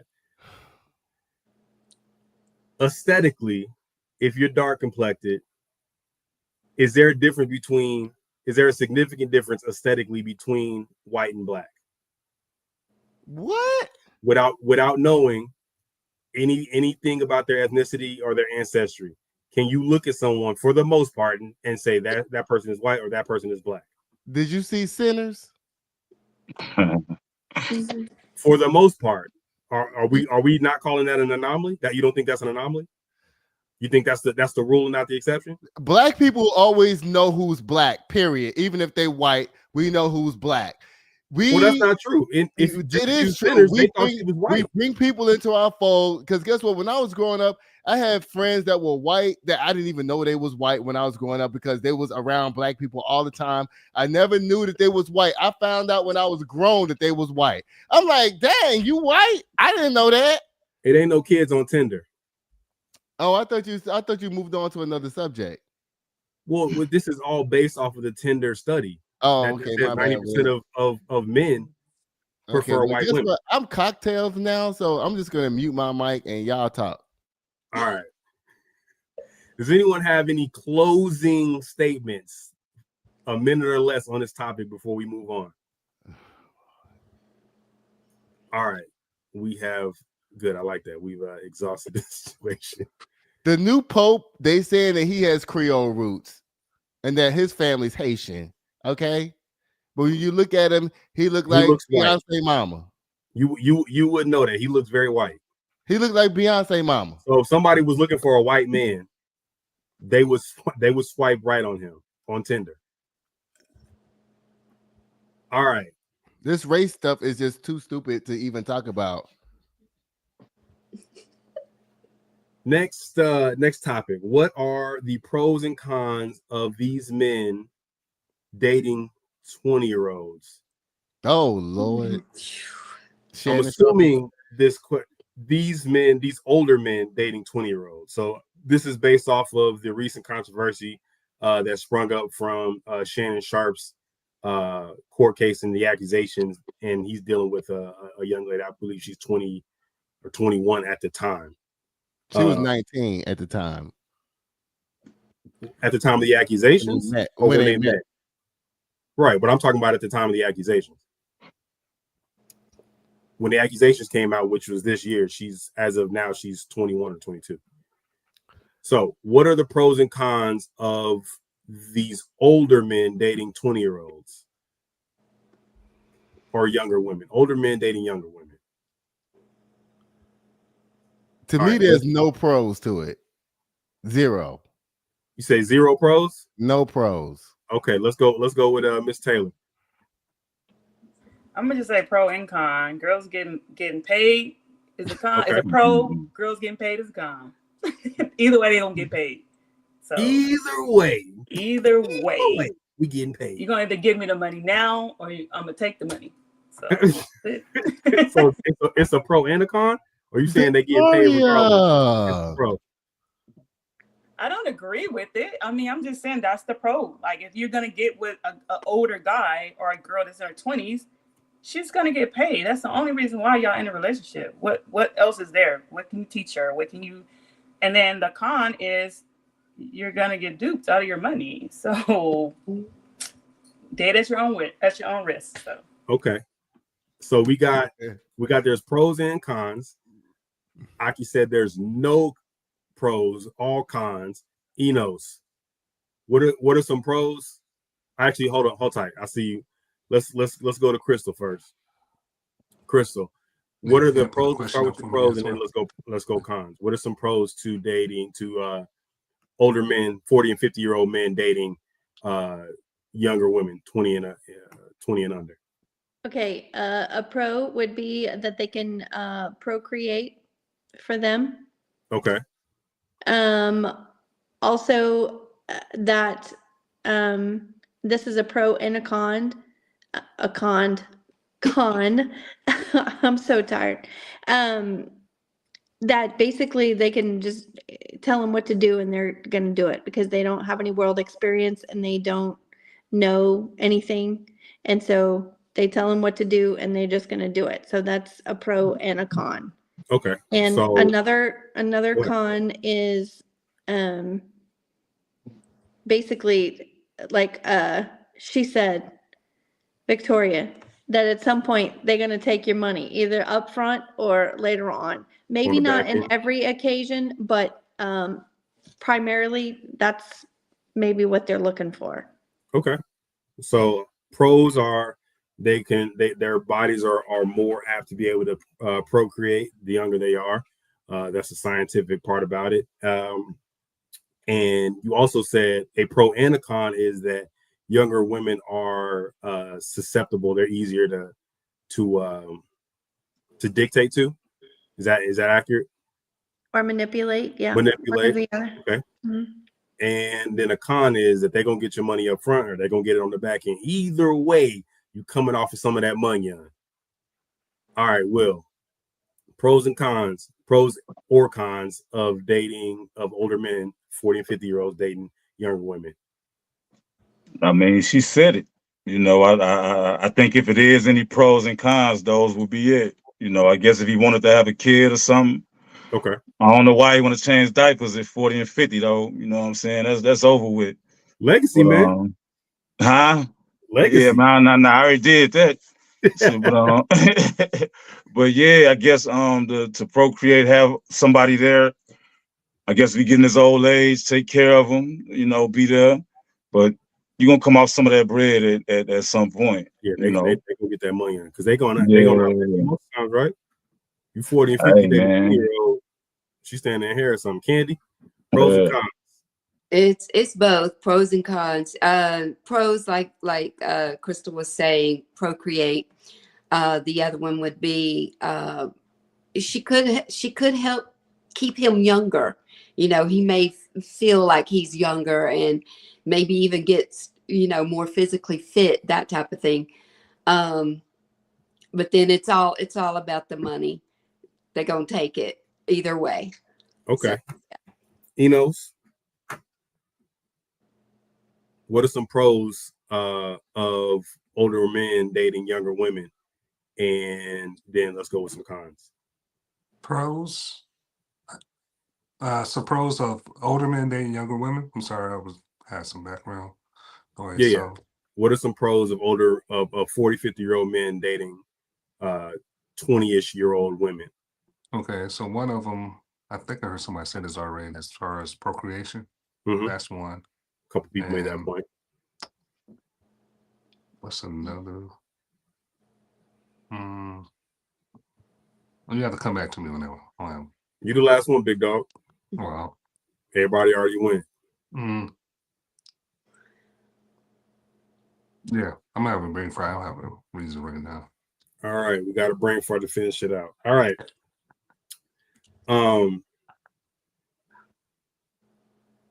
How can you actually so we're gonna go ahead and wrap up with that question. We had a few more questions, but they're not integral to the conversation. I think this is a good place to start. What I'm going to do is I'm going to go through and let everybody in a minute or less make their closing statements, and we're going to get up out of here. So let's go with Candy. Do you have any closing statements? No, it's been a great show. Thank you so much for having me on here. I've definitely enjoyed tonight. Fantastic. We appreciate you for coming on. And please come back again. Will, what you got for the people? Man, likewise, man. Enjoy talking to y'all once again.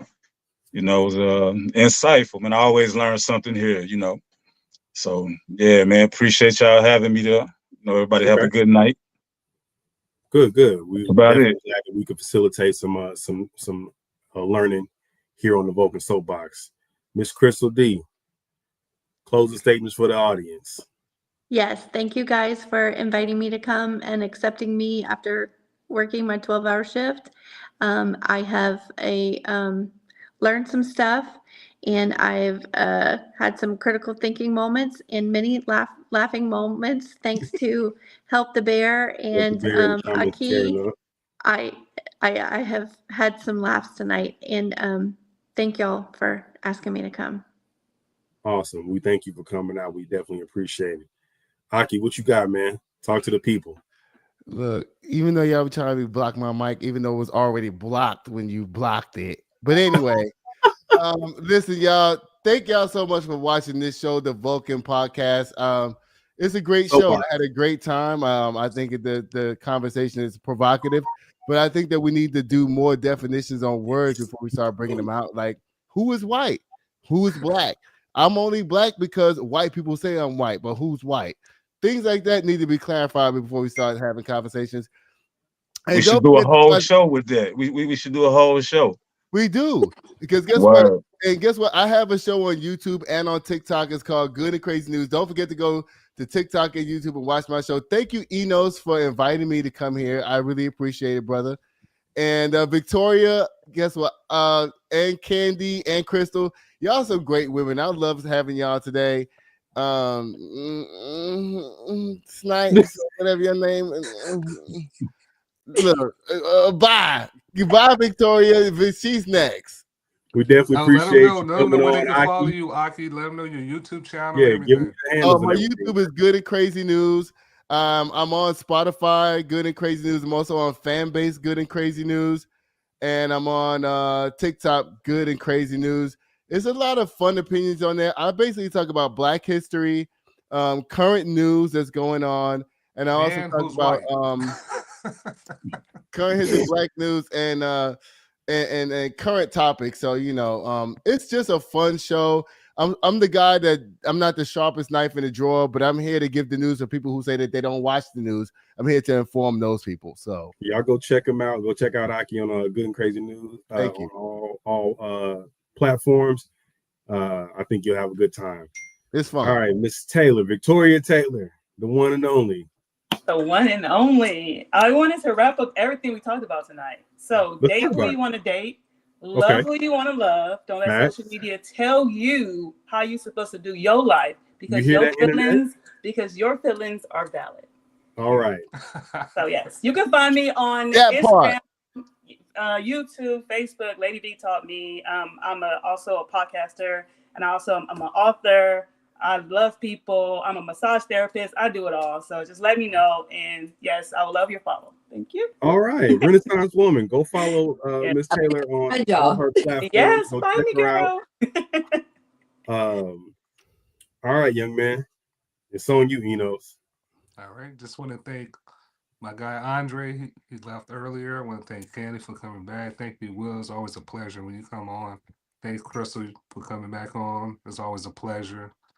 Aki, my guy, it was very fun having you on. And Victoria is good because you can see everybody have different perspective, and I enjoyed everybody perspective. Like I said, we champion diversity of thought.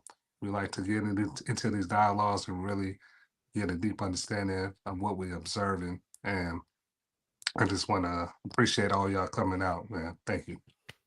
Thank you. Before I sign us off, I am being told by the producers of the show that Victoria has some stuff she wants to plug. You got products? You got stuff? I got products. I got a book out right now. It's called People and Places That Can Kiss My Ass. So you need to go get that right now. Let's talk about it. Right now. It is. I literally did not set a price on it. So you can pay what you want. You can pay $1. You can pay $1 million, whatever you want. It's basically my life story leading up from what I went through last year. I went through the divorce and the passing of my mom. So it's packed with a lot of stuff, but it's basically telling you that your second win or your second act can be better than the first. So I'm just excited about everything that's going on in my life. I moved from California to North Carolina, so that's where I'm stationed now. But I'm excited. About to release another book out for people that want to date. I have a business called The Soul Match, and I'll be doing a lot of speaking with couples that found their soul match. So if you out there and you found your soul match and you're like, oh my God, this is my person, I love this person, let me know. I want to sit down and have a conversation with you. So thank you guys for the opportunity. Put it in the comment section, Victoria. Put it in the comment section. Okay. All right. Miss Victoria Taylor has a lot of stuff going on, man. Y'all gotta go check her out. She got a lot of stuff for you. She's doing mind, body, and soul. All right. Yes. We appreciate you all for coming out.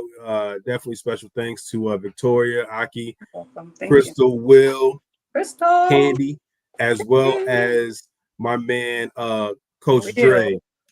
Thank you guys for coming out. We appreciate the dialogue. We hope you guys come again. For the audience out there, we had Help to Bear in the comments tearing up again. We had Bree Michelle Bree Nicole. We appreciate everyone's participation. Y'all keep sharing, liking, and commenting on the content, and we're gonna get it up, man. Again, from the Vulcan Soapbox. Thank y'all for coming out. We'll see y'all next time. Good night. All right, everybody. Love y'all. I love you guys. I'm here to stand on my soapbox and proclaim that to the world. On this show. This is the hottest show on the planet right now. What's the debate? Ain't no debate.